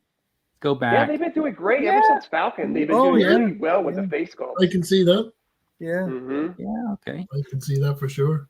Well, they should have did a picture of him doing the splits between 2 semis then. Two of those stools. Yeah, that would have been even better. But that would have been really confusing, John. Who's going to come with 3 stools? That'll be some guy down the road, and that's all he'll come with. He won't have any accessories except for 3 stools. All right. So here's the big boa. And what was his big selling point, that he was showing off his nipples or something? Yeah, they gave him nipples. But what they've done was they've gone back and they've given him a head sculpt. We just knew for the character because we only ever had him with the helmet on. With the helmet. So that's pretty awesome. So it's 2 different heads then instead of a helmet going over the head. Okay. Yeah. So I'm curious, so I'm looking at that head. I know it's not really good picture. Anybody take a good look at that head? Does it sort of look like Jaws from the 007 movies? I can see that a little bit. Yeah. A little bit. You can see it in the nose, yeah. Just paint those teeth like silver. Oh, yeah. I see what you mean. Yeah. Yeah, paint his teeth silver. Yeah. Do you remember the last G.I. Joe figure you got as a kid? And that was it? That was the end for you? Big Boa was mine. It was around this era. It might have been. It was either Raptor or Crystal Ball, somewhere in that. It's that era, and it was one of these characters, either Big Boa, Raptor. It might have been Crystal Ball, and when I got it, I was like, "Oh, now this is getting a little ridiculous." You know what I mean? Right. Like, that's where. Yeah. We were still cool, but you got to the point where this is getting silly. And then when the '90s came, they just went all in on neon colors and crazy. Right. Right. Yeah. And now we still look at it and go, oh, but how fun is that? But at that point, when you're about 12 years old, you're thinking, I don't know about this. Yeah. Okay, so I'm just trying to find what Stallone, year yeah. Big Boa came out. and this guy is what, Techno Viper? Techno Viper, yeah, he's Do cool. you think that's why they added the LED lighting to make it look like, oh, he's like techno, he's at the disco? Should they have like taken some pictures of him in front of like a DJ thing? Well, he is the DJ. He's up in the booth, you know. He should come with like music. Didn't you think the backpack should have like a little sound piece built into him? They did that in the original, yeah. Ooh, that'd be awesome. I ordered 2 of these guys because I like building true. I have like 6 of these in the vintage, the original ones. The Techno Vipers. Yeah, the original ones from the 80s. Oh, damn. So is this thing on top of his head like a helmet that you pull off, and then there's like a different kind of a head sculpt underneath it? Kind of like the Cobra Troopers? Is that little hat, the top of his head, is that like a helmet that's on top of him? It would have been. I don't think these do it, do they? No, I don't think so. I mean, technically, yeah, he's wearing a suit and has a helmet on. You know what I mean? No, that's not what I mean. I mean, when I look at the picture, it looks like that piece on the top is like a helmet, the way it's flared out. So I'm curious to know if you pull it off and it's just like a regular his brain. Yeah, you could swap that helmet out with somebody else. Well, this guy comes with a lot of extra gear, so there's no way they were going to give us a second head sculpt with it. But He's not without making him a deluxe. He should have like 5 or 6 different things that attach to those hoses that give special power. That if so most of them look like mechanics tools. But so is this guy? I don't think I have the original. Is this guy real close to the original version? Yes, pretty close. Yeah. Even the accessories. Mr. Drake is after dropping a fantastic comment there. During the live stream, Lenny showed off a factory error, which I thought was a really cool thing for them to do. They got the paint one number wrong, and instead of purple breastplate and the helmet, it was all pink. Oh, that's cool. This, one number. This is the mistake it makes. And he goes, I just thought it came out fantastic. I just wanted to share it with everyone. I just thought that was a brilliant thing to share with the. So how many are going to be in stores? Yeah, I wonder. I bet you. I wouldn't be surprised if something like that became like a Comic-Con exclusive or something like that. It could do in time now. Yeah, especially if you start getting some feedback. Oh, that was super cool. Couldn't that be a convention exclusive or there you go? Yeah. Something? Yeah. Well, that happened when we were growing up in the 90s. In the 90s, that Toy Biz had a character called Cannonball from X-Force. Okay. And Cannonball was supposed to come out with a purple vest, a purple outfit, but it was one number off, and it came out pink. And even on the back of the packaging, when they took the promo photos for the back of the packaging, he looks pink. Because they didn't get a purple one in time to do the back of the packaging. They but some of them got released to the public on card as pink before they switched the error and turned it purple. So it was always a thing back in the day to try and find pink Cannonball. Can you find pink Cannonball? And he was hundreds of dollars back then, but now he's worth like $5 because no one cares about Toy Biz Marvel anymore. Because we got Marvel Legends, they look so much better. Just I was looking here. So Steve asked a question about, do you remember the last figure you got? And Steve, you said it was Big Boa, and I can see he was released in '87. '87. That's right. And actually, so Jinx was the last figure I ever picked up, and she was released in '87 as well. So we were both around the same time. And where was Crystal Ball and Raptor? Were those '87 as well? So probably pretty close. Raptor was 87. Yeah. Yeah. See, it was we all left GI Joe at the same time. Yeah. Did we leave GI Joe or did GI Joe leave us? I'm just saying. Yeah. I can't tell you the last. Because I think I picked up a few of those when they came out, like when I was maybe later than that. like when they started, when they were a little bit bigger. I think I might have got some of those. And the but I can't, Savage. What was it? The Savage line or whatever. something like that. And Yeah, and I don't remember. Yeah, they had and then some bigger ones. Yeah. and when I was working at Target, and when I was like 2021, I used to pick up here and there. I didn't get a lot of stuff, but I remember I used to pick up, and that was like early 90s. So see, I'm dating all you guys because you're like, I left in 1987 when I was 12. And I'm like, I left in 1987 when I was 50.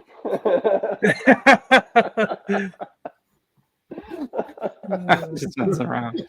Hey, we're all back in it now. Whatever happens, we're all in it now. All right. Yeah. So here's Recondo. Yeah, Here's this is the cool. Recondo Retro. It looks cool, but I got to tell you, I'm not probably getting this guy at all.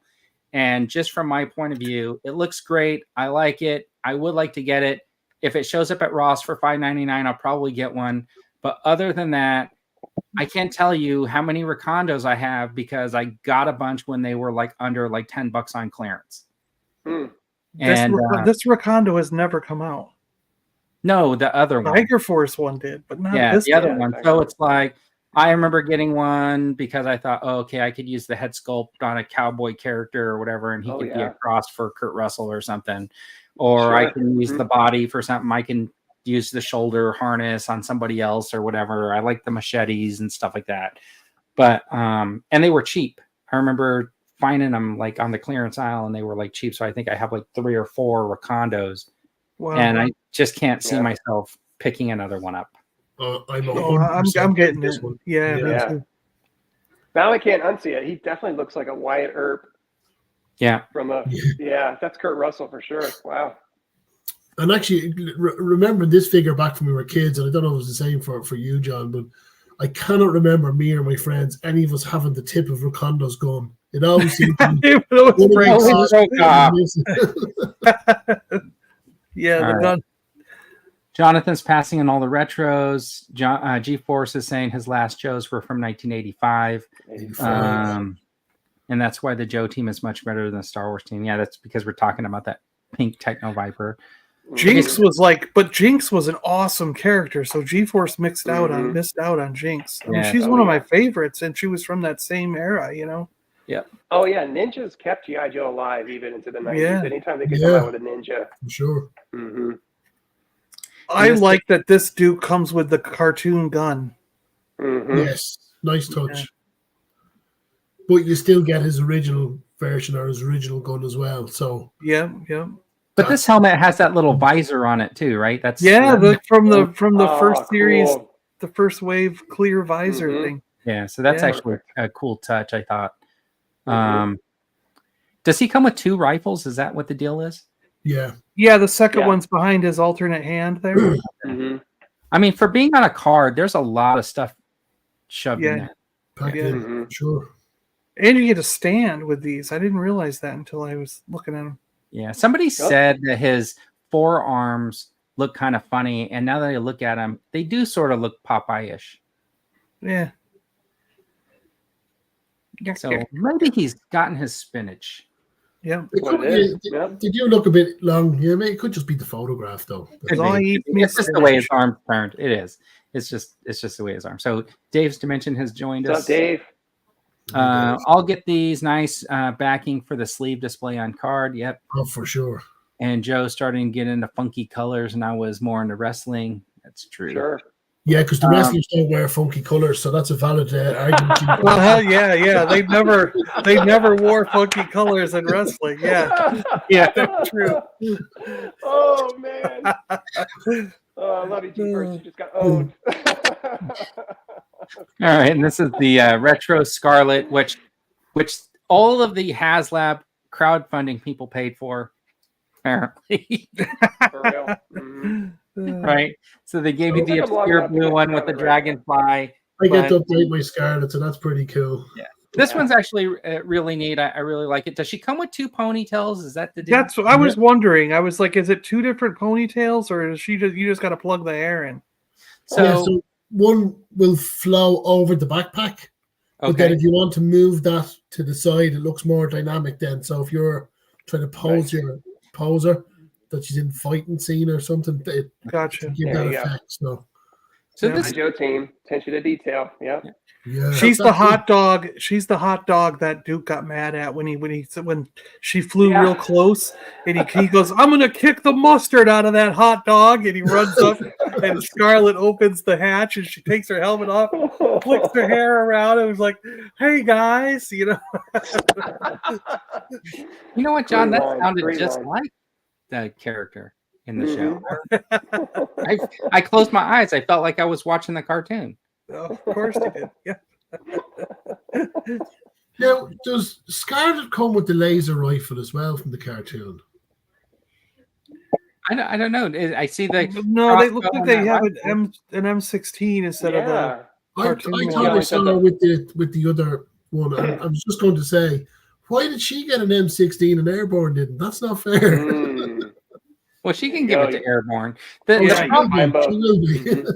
The problem with this figure is I feel like with that extra hair piece, it's nice that they did it, but it goes against the G.I. Joe principle that they said that they created in some live stream a while back where they said every accessory is a carryable accessory.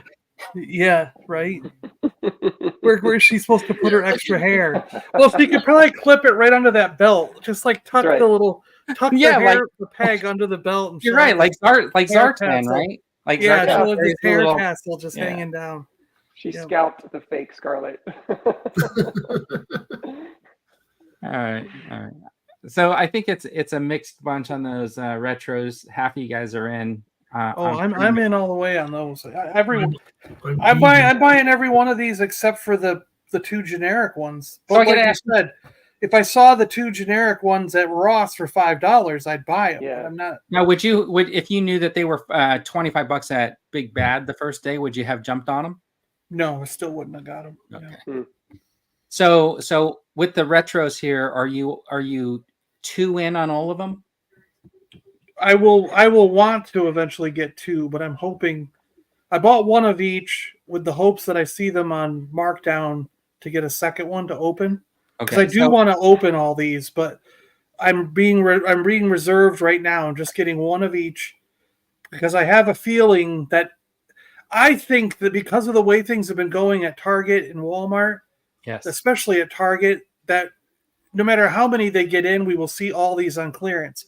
Because I waited for the Indiana Jones figures, and eventually they were all for like $3, and I bought them all at $3 each at Target. Oh, wow. I waited on a lot of Black Series figures, and they were all like $5 or $6 at Target. And so I'm in this mode now where if I want one, I'll order one, but if I want extras, I'll wait for them to go on clearance, and they have been so far. Every single figure has been going marked. Some of them go on markdown the week they get them in.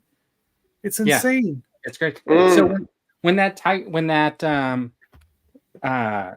Breaker and the Ram Cycle came out, I had it on pre-order, and I don't know. Target's policy is to take a bunch of pre-orders and then put your pre-order in the store on a shelf 3 weeks before they ever decide to ship out a pre-order. Yeah. And then cancel your pre-order. or in the case of that Black Widow, clearance them in the store and then send you your Black Widow at full price. But wow. Yeah. So that Breaker and Ram wasn't shipping, and I had ordered 2 of them. And I just walked into Target, and I was walking past like the end cap, and they had like 5 of them on the end cap. And I was like, oh my gosh. I picked them up. I didn't pay any attention. I got up to the front register, and they just happened to be 50% off G.I. Joes that week. So I bought 2. I got 2 of them for the price of the one. And then like a week later, the ones I ordered shipped. So I was like, oh, I wonder if I just go into the store. So I went into the store and told them, hey, I bought these other ones like a week ago and they were on sale. They just refunded me the 50% off of the other 2 that I had pre-ordered. Wow. So I ended up with 4 of them at one point. I ended up giving them away, but it was an easy giveaway at $20 back then, right? Yeah. Yeah. John, you're in the business. Is this still a distribution issue? Why are they showing up late and going on clearance, and what's going on with them?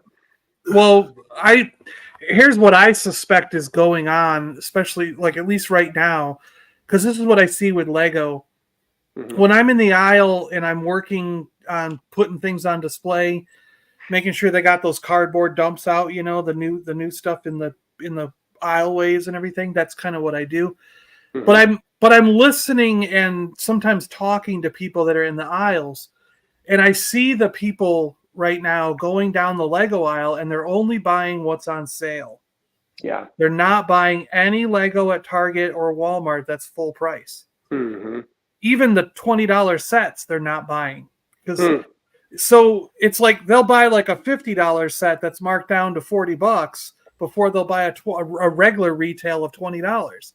You know what I mean? So they're savvy in the sense that, you know, if I buy this one, I get more pieces, but I'm getting it for cheaper. I'm getting it on a discount. And now Target's got a lot of stuff that's close to half off for Lego, even, you know, I mean, I just heard someone the other day just flat out saying, well, I'm waiting for that one to go on sale. I know it'll go on sale. Let's buy this one today because it's already on sale. I bought that one last week when it was on sale, you know, and I see people in the aisle doing the same thing. Like I just bought the Brachiosaurus from Jurassic Park because it was an $80 figure. The other day they had it marked half off. It was $40. Yeah, they did. Yeah. So I bought it for $40, and I saw a couple other people doing the same thing. They were like, "Oh, I knew if I waited long enough, this would be on sale." And he grabbed the other one. Like they had two of them. I grabbed one, and he grabbed the other one. You know, and I was like, you know, so I think everybody is catching on to the idea. Well, I'm not sure if they're catching on to the idea that things are getting marked down quick at Target, or if that's Target's caught on to the idea that that's the only way they're going to sell. Because the prices have gone so high that I think everybody's just like, I'm not buying those figures at the retail price.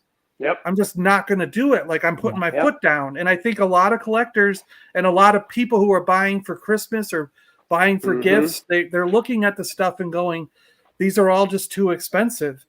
And no, I think you're spot on. Absolutely. I don't think it's got anything to do with supply or any of these like chain things. It's just the prices have gone. I mean, 2 years ago they were $20 figures. Now they're $35.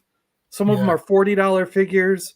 And I think people have just said that's too much. You know, you were seeing it in store, John. It's a mass consumer attitude switch to hold off. Look, if that's the case, though, I hope the big companies are listening, and you know, like right now, my Target has a $15 off of 75, right, for action figures or toys. Yeah, but if I wanted to go get 3 Marvel Legends figures, right, that's not going to get me to $75. That's only going to get me to $74.97. That's true. They do it perfectly like that, right? Yeah. You got to buy. You know what I do? I always go buy 1 or 2 Hot Wheels cars. That's what I do. I go to the Hot Wheels because they're $1. Yeah. They're like $1.15 or something right now, and so I'll go there and I'll be like, okay, I'm at 73. I need 2 Hot Wheel cars. Okay, but see, then that'll get me over. Then at that point, I feel like, well, I'm only saving $10 off of these 3 figures, and it's still making them over $20, right? Like if it was save 25 off of 75, it's totally worthwhile for me to say, yeah, basically I'm paying under 20. Well, they usually do the 25 at $100. It's like $10 off 50 or 60 or something like that, whatever it is, and then it's like 25 off 100 or whatever. Right. And then they sometimes do these things like if you look in the app, like for me this past week, in the app there was a thing you could turn on, and it was like if you bought 2 piles of like $50 or more or something like that. On 2 different days, it had to be 2 different visits, then you got like $10 off or something, $10 credit put on the app. So then when you go in, you can scan the app and it'll take $10 off, you know. Oh yeah. on Yeah, your that Target third Circle purchase. app's always trying to give you deals. Yeah. Yeah, Just- so it's you're good in to there look in the frequently.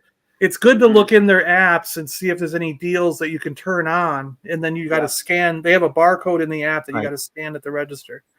Mhm. But Yeah, I'm doing my grocery shopping now, and generally, if you go 4 times a month, like we'll go every Sunday and we'll grocery shop for the week, and by that fourth time, you did it within the month time frame, I'll hit that 20, 30, whatever dollar threshold off my Yeah. purchase just from continuing to buy groceries there. yeah, And there you go. It makes a Yeah, difference. Yeah.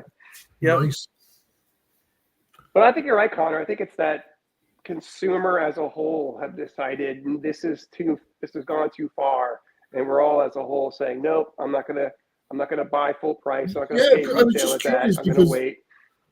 the fact that John is there, he's like the feet on the ground on a daily Mhm. basis. So if John is seeing it, I'd certainly that's what I was interested to see is it a mass thing, and if it is, like I said, I just hope that the big companies are But- listening. What Yeah. I wonder about though is like how much what I don't know is like how much does Target and Walmart have a say in what they're getting? Because like with Lego, they have an account with Lego, and we send them stuff regardless of if they want it or not. Mhm. We have a set threshold of what gets shipped depending on the space they allocate. So like Target has 3 aisles of Lego in most stores. Yep. So they will get a certain number of each set to fit that planogram, and they have Mhm. no choice in the matter. We design the planogram, and we So tell you them guys what you're choose getting. which products they're getting. Like, so Yeah, Well, and so basically, Target can't come back and say, your stuff isn't selling, we don't want it, because they have a contract with us for like the next 5 years. So we're going to be Yeah. pushing them the product for the next 5 years. When they renegotiate, say 5 years from now, then they can do that. They can say like, this X amount of this didn't sell. But from Lego's standpoint, right now, they don't care if the stuff is selling or not in the store. I mean, yes, we Mhm. care, but we Right. already got paid for it. For the Right. next 5 years, we're paid for it from Target. Yeah. Do you know what I Yeah, mean? Because yeah. we made that contract with them. So it doesn't matter to us if then Target goes and sells it on discount, because the only one that's hurting is them. We Yeah, got and our you know what? money. and it's So not I'm wondering if Hasbro's the same way. Does I think Hasbro look at it like we got our money, I and think, Target's locked into a deal with And us that- for it the might next be. 5 years? And You I know don't what I think mean? I don't think Target's like hurting if they end up clearancing like the toys in their department, because I think I said it last week, is like half of their thing is getting you into the store, because Yeah. you're not just going to go there and buy. Yeah. Well, unless you're a toy hunter or whatever. Yeah, but I mean, a lot of Mhm. adults, a lot of parents, where they're But there I'm with their gonna- kids or buying for kids, they're going to the grocery section, buying a couple Yeah. things. They're getting I'm walking diapers. out They're with getting my a coffee- shirt. They're coffee you know, creamer, or yeah, oh, let me check out Mhm. the holiday section, or let me go grab some glue. It'll save me Yeah. some time. I don't have to go to like Hobby Lobby or whatever, or me and my wife go. She can look at the stuff she's interested in, Mhm.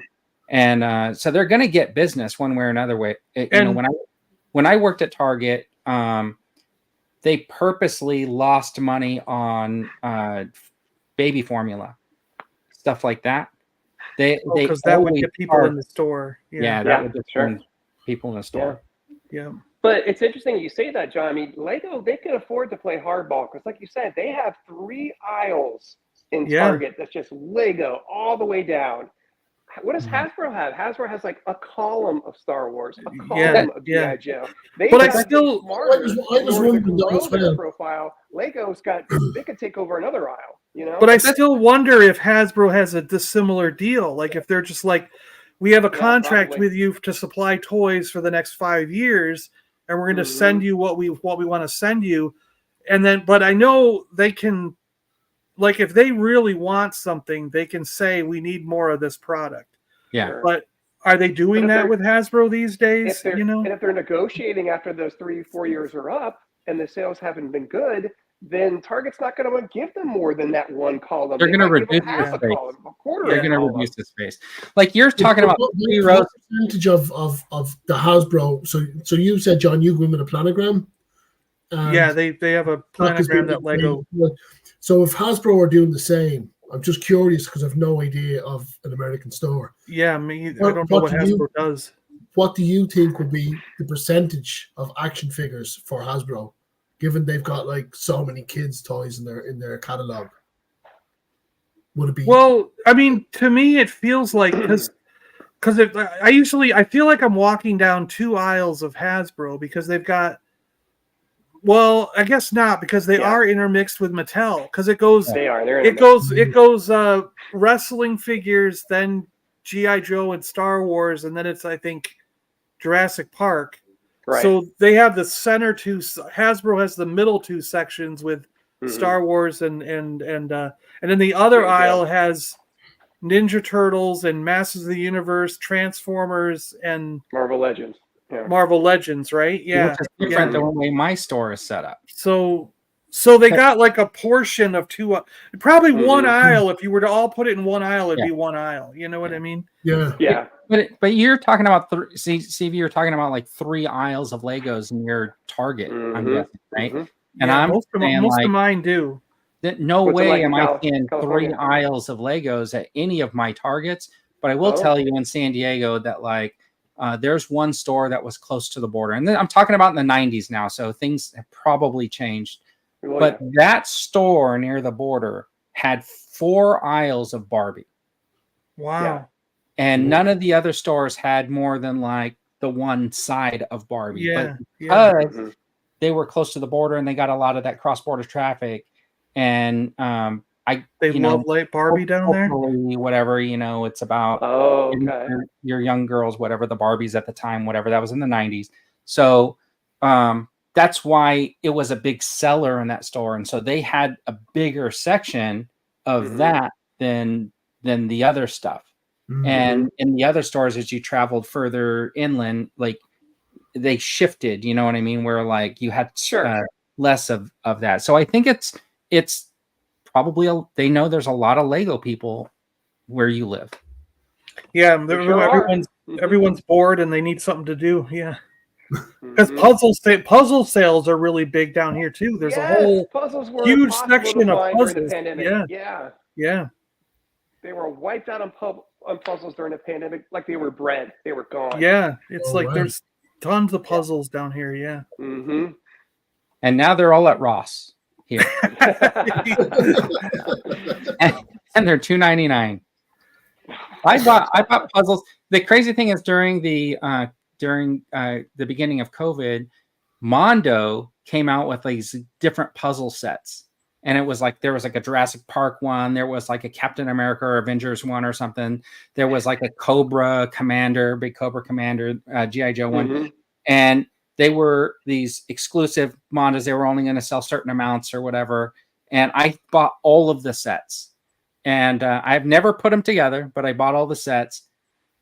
But it took like 5 months for them to produce these and ship them. So I was like, well, what good are buying puzzles? I'm bored now. Yeah. That's funny. I'm bored now. But by the time I got them, I was like, okay, I guess I'm not doing puzzles right now. So just Jonathan said just about the Irish toy shops and that's why I was asking that question about what percentage of Hasbro stuff is actually action figures, because we've got a Smith's over here, which be like what you had, Toys R Us. Yeah. The Smith stores are they're the size of a football field. They're huge. They're big. Aisles and aisles and aisles. And I was in Smith's yesterday looking for Monster High dolls. Long story, not for me. And we get it. We've all been there. But they literally had 3 Black Series figures and no TVC in the whole store. Are they all Lando Calrissian? No, they were all the new Game and Grade ones that they brought out. The 3 characters. And they had a few of the Marvel Legends wave that had from the recent TV show with Samuel L. Jackson, that wave. Yeah. And that was it. That there was everything else was kids' toys. So that's why I was just curious if our hobby is just a small subset of what the companies are putting in there. Maybe they just Well, don't use. I think that like I think Hasbro's caught on a little bit, because for many months now I've been saying that I've heard multiple kids. Well, I wouldn't say like necessarily like kids, but think like 10 to 12-year-old, 10 to 13-year-old, you know what I mean? Going down the aisle, and their dad's like, you can get a toy, or their mom will say like, you can get a toy, and they want Star Wars. But they look at Black Series and Vintage Collection and they say, those are for dad. I heard a kid blatantly say it. Those are for dad. Those are what dad collects. Yeah. And then the mom would pick up like Mission Fleet or something, or one of them, and he'd be like, no, those are for babies. Right. So the kids stand there going, there's nothing for me in Star Wars. And then he would go down the aisle and he would either buy a Fortnite figure, or he would buy a Batman from Spin Master. Right. You know what I mean? And the mom would be like, let's get the Batman because it's $7.99 or whatever. You know what I mean? So the kid would go home with a second choice. Yeah. You know, and I would be sitting there going, see, they never should have got rid of that 5 POA line. Yeah. That 5 POA line was for the 12 to 13-year-old kids, the 10-year-olds. They look it back. So I think they finally caught on with them bringing it back.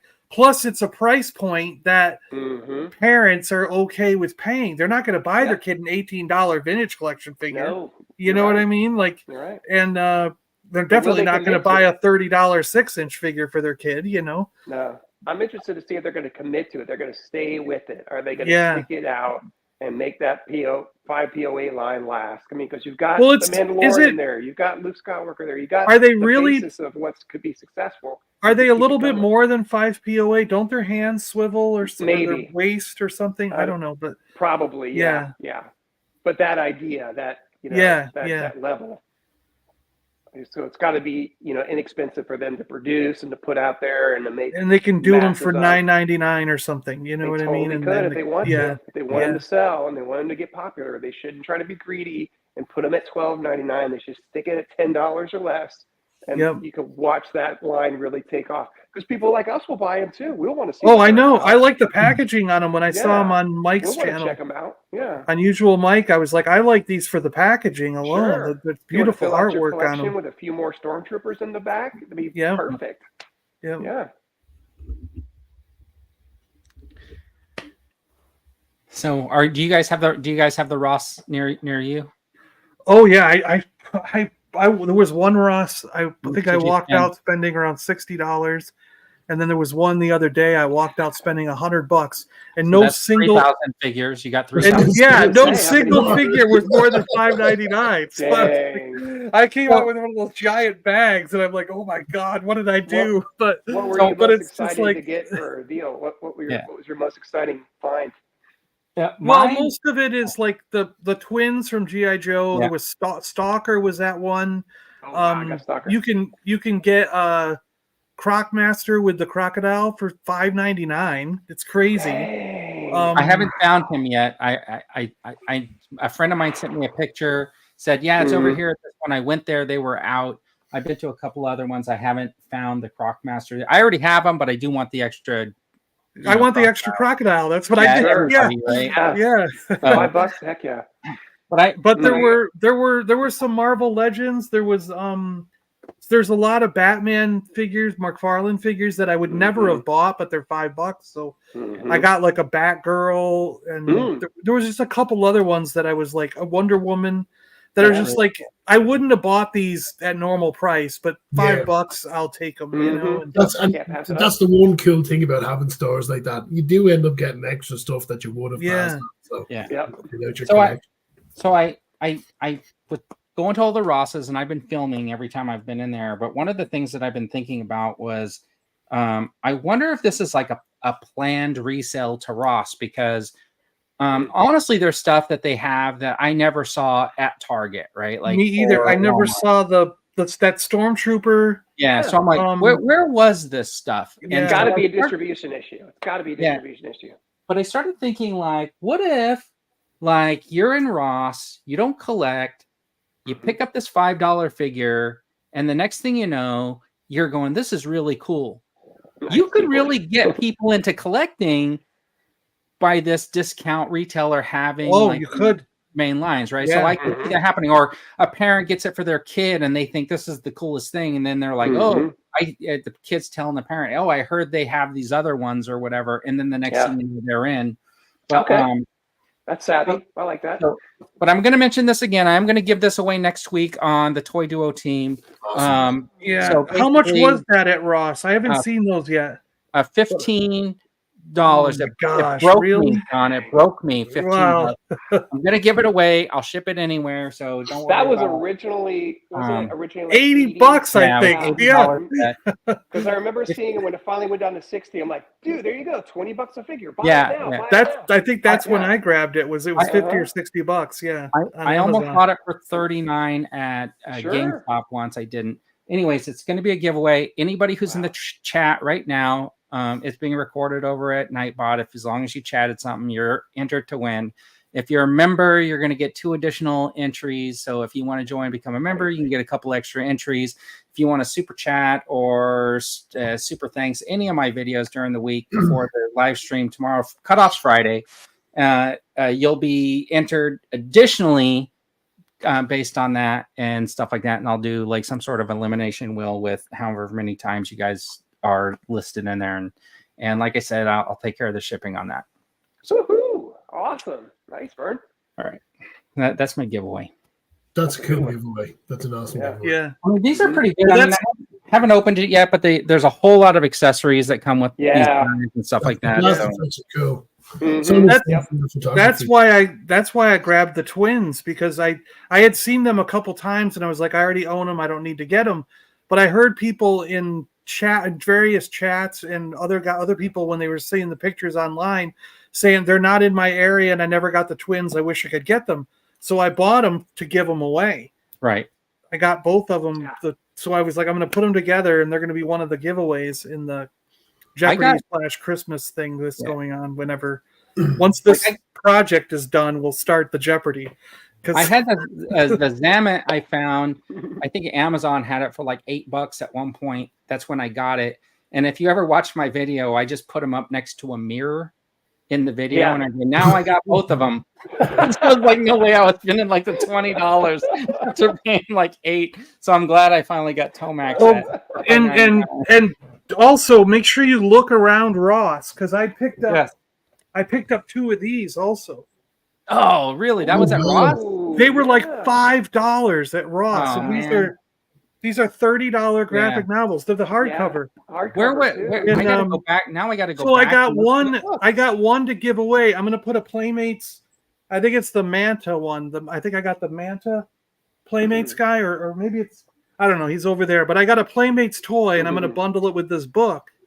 So you'll get a Turtles figure and the book in one of the giveaways for the thing. So, but this book is freaking awesome. So that is awesome. I had to buy 2 of them because I was like, I want one for my collection and then one to give away. You know, that's really neat. I haven't seen those, Rob. I'm gonna have to take a look.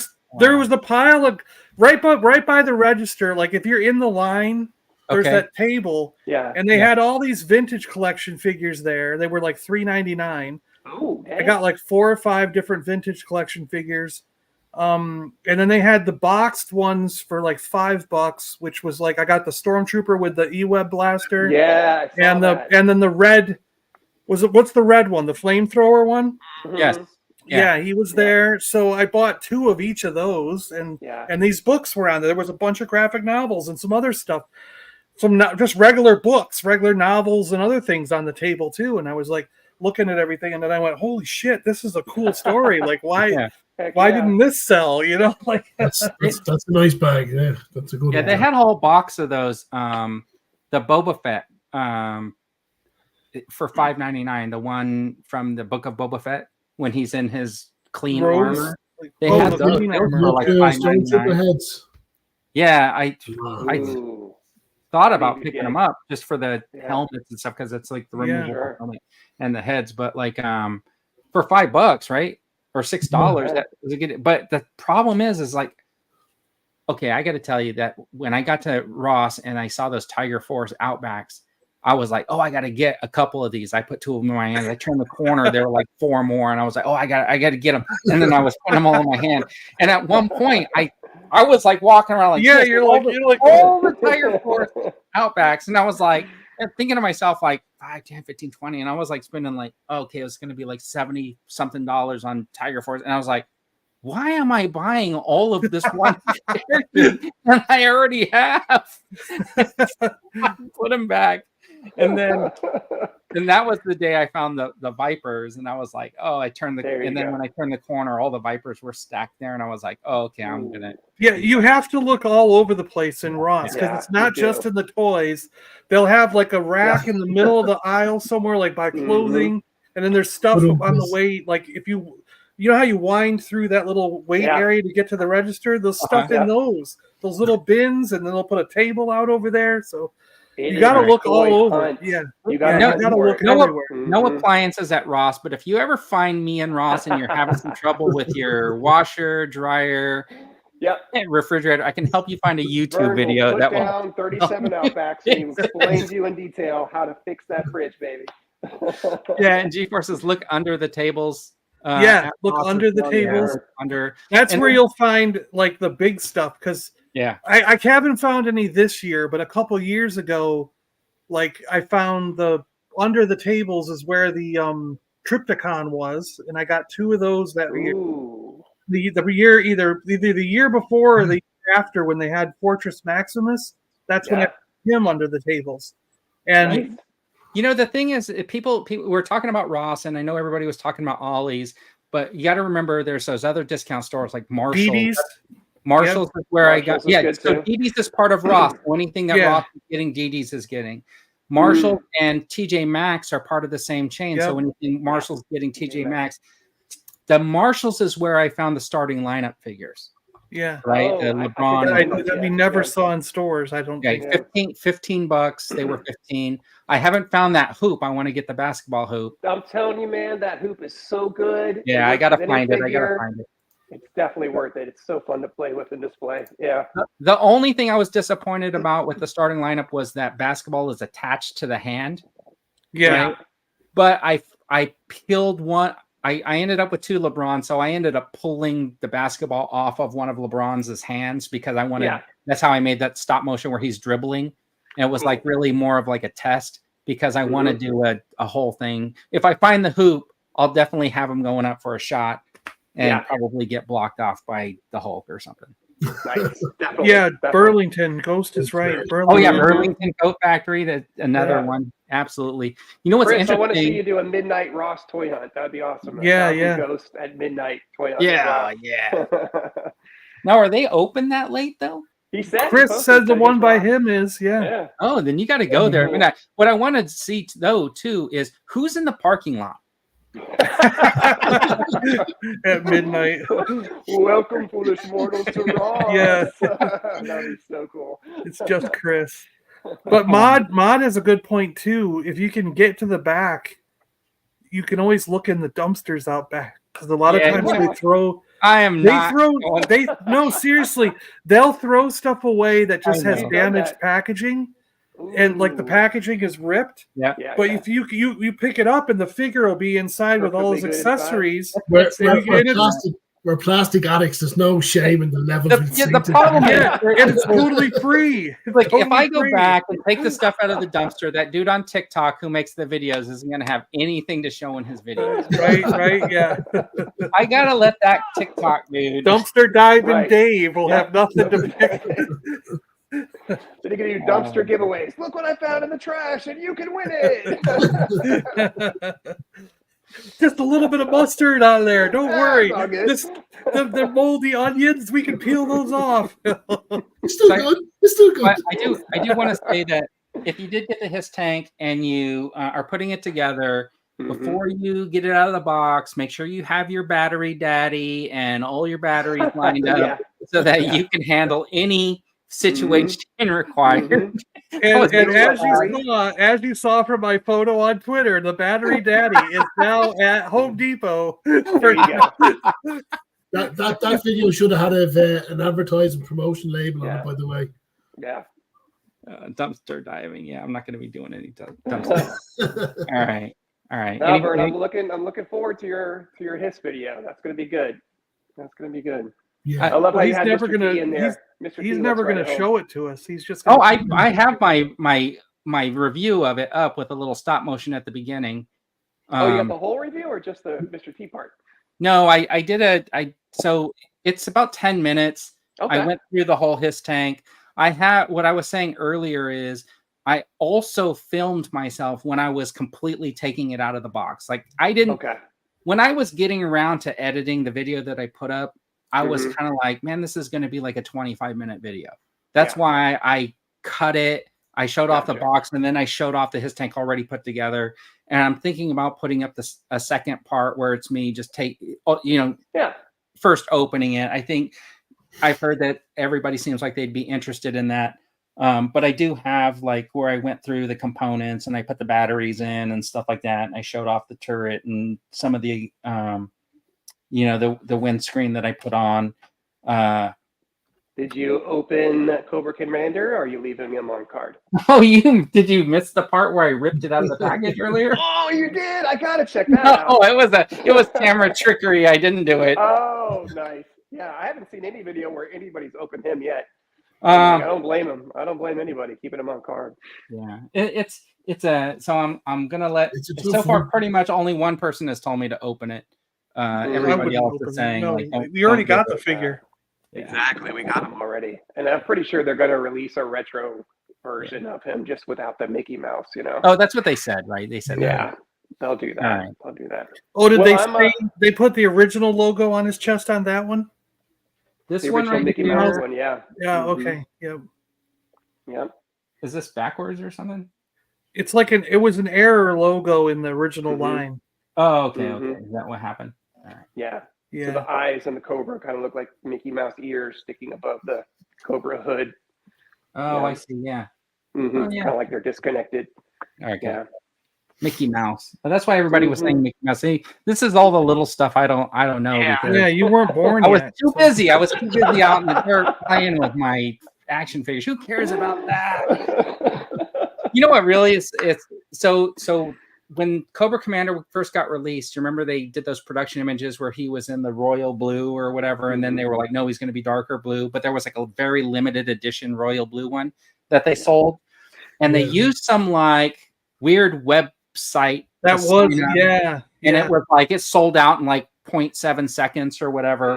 That was one of those instances where I had my mom, my dad, my brother, and we were all on the computer. Yeah. Then I got done. I ordered mine, and I was like, "Did you guys? Who got through?" They were all like, "We all did." So I ended up with. Yeah. Oh, I didn't get one at all, but he's available now from AliExpress. Yeah. Oh, okay. And then he was out everywhere. Yeah. Later on, he was out at other places. We were like, "Damn it!" All right, what do you guys got coming up this week? Anything on your channel? Not much, because the place is a mess. All right. Well, you should do a video of you cleaning up. You know what I think I'm going to do? No. Here's what I was thinking. I got two options. I can go outside with one of these things and do it on the walkway. Because if I turn left, there's no one living in the corner condo. Okay. So I can basically like set stuff up out there, and in the morning the sun is coming, so it'll be naturally lit by the sun. Yeah. Nice. Or I can do this. I can totally freak out all the neighbors and bring like the Boulder Hill playset box and everything downstairs, put it in the lawn, in the grass, and build this playset in the lawn and like play with it. You have to do that, John. And you know all these old ladies are going to be coming by like, that guy's lost it. He's outside playing with toys. That would be hilarious. And even if nobody yells at you like that, have your dad do it from the balcony. Hey, this guy, he's playing with his toys. That'd be a great video. I'd love that. No, they'll believe me. There's a bunch of old ladies here who will. I think from the moment they wake up in the morning to the moment they go to bed, they're staring out the windows. Because the instant you do anything outside, they will be yelling at you out the window. And if you don't listen, they'll come outside and go down there. You know what I mean? Like, yeah, it's just like, or they'll be like, "What are you doing? Why are you walking around over there?" You know, It's All like right. it's none of your business. Yeah, true. Connor, you just That's posted a great. video on weapons pack. I did, yeah. Yeah, so you check that out. That's the Action Force. Which weapons pack was that? Oh, so yeah, it was weapons pack golf. So I got the three of them together. Yeah. And I shot all the footage, and I put two of them up with photographs of different figures holding them, and I just ran out of time. So I only got around to taking a few photographs this week. So there's a bit of a delay between the different ones. Yeah. Steve, are you putting anything? It's done. Are you putting anything up? That's awesome. Well, I tell you, I was really excited about the HISS tank over a year ago when I ordered it. I think I'm going to sell it. So I kind of put it out there to the community. So if you're interested, let me know. I'm definitely going to sell it for less than eBay. I don't want to be a scalper. I don't want to be a jerk. I think you guys all know me. I'm a pretty good guy. Sure. That's Steve-O's address if you want to drive right over there.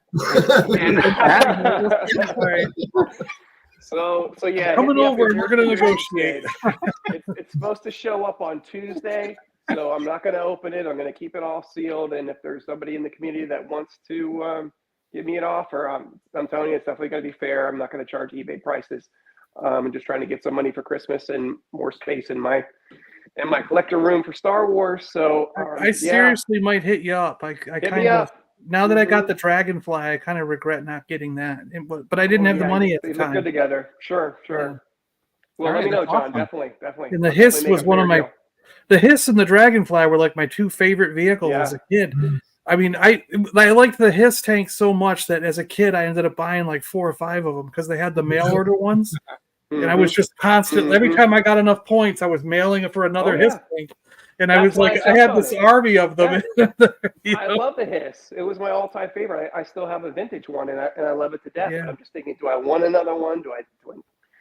Well, today I've got 9 of them in my vintage collection. Yeah. There's an entire shelf of HISS tanks. You know, the thing is, like, everybody says how big it is, right? Like, it takes up a lot of space, but it really, I mean, it's not. Yeah. It's big, but it's not like so gigantic that it's not like the freaking Black Series TIE Fighter. Yeah, it's not It's not overwhelming. It fits into a nice space. I have it here. Yeah, it'll easily fit onto a shelf. You know, somewhere and stuff like that. So it's not overwhelming, but that's pretty awesome. That I mean, unfortunate that you're kind of like feeling like I want to get rid of it, but kind of awesome that somebody else is going to be able to get it and not, you know, lose their 2 legs and an arm over the pricing on it. So that's what I'm trying to. That's kind of how I'm thinking about it.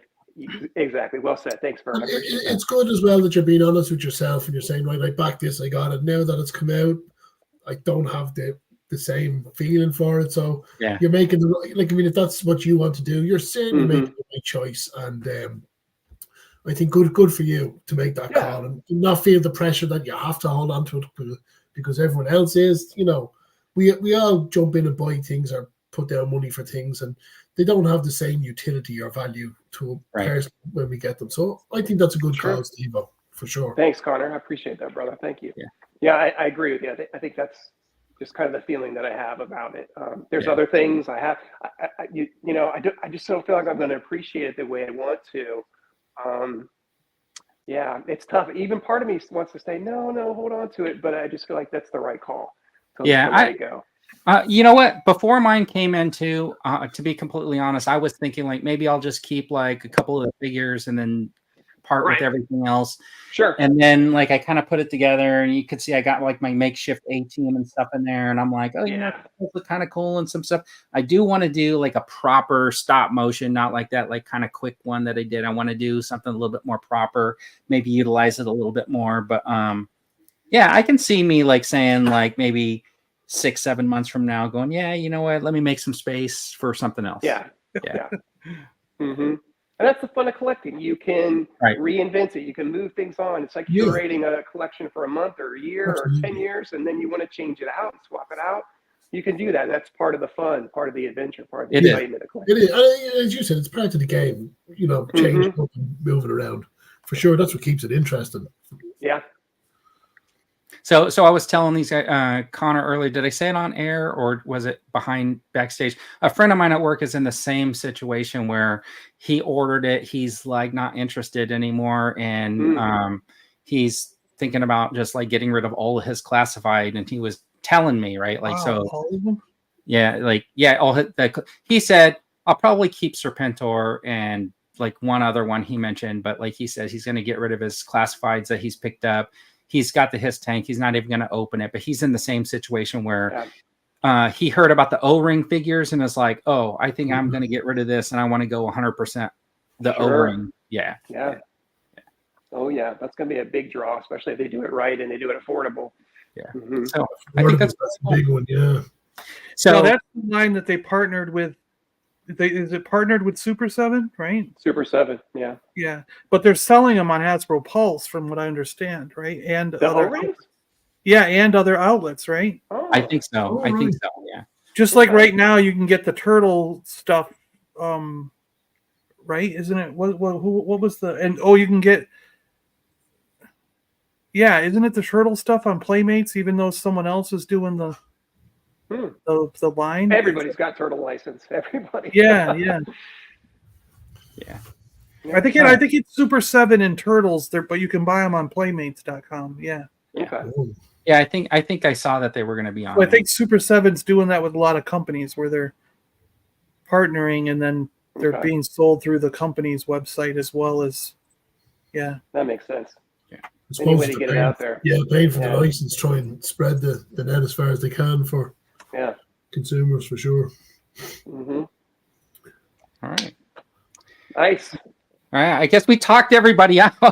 Anyways, if you're looking for HISS tanks collecting Star Wars, Steve-O, hit him up. I already messaged him. There's already Make sure you check out everybody's YouTube channels that's in here. Thank you, everybody in the chat, for joining this week on the Toy Duo team. We're going to start calling it like that with no parentheses. I think that was Sir Eric Brown that said that would be funny just to do it that way. Or was that you, John? That just said it was probably me and Eric or something. Toy Duo team. We're going to stick with Toy that. Duo team, even though it's like Blue Sasquatch says we like the sharks. I picked this one up at Roth for $4.99. Nice. That's awesome. That is good. Sharky. Everybody at Ross will start picking up toys and they'll start joining the cause and becoming collectors so that we'll have even more people to watch our video. Oh yeah. The other thing was the good Transformer deal. There was a $69 Optimus Prime for like $10. Yeah. And it was another one. It was another one that I never would have bought, but for $10, I'm like, because like the way I looked at it too was like, if I don't want it, I'll either give it away or you wait like 2 months and it'll be $50 on eBay. Sure. I'll just like on all these people saying goodbye while John starts a whole other segment. And you're still giving them a discount from the original price, even if you do sell it for $40 or $50. Technically, right, you know. We'll see you next week. Thanks, guys. Toys, toys, toys, toys, toys, toys, toys, toys, toys, toys, toys, toys, toys, toys, toys, toys, manly toys, toys, toys, toys, toys, toys, toys, toys, toys, toys, toys, toys, toys, toys.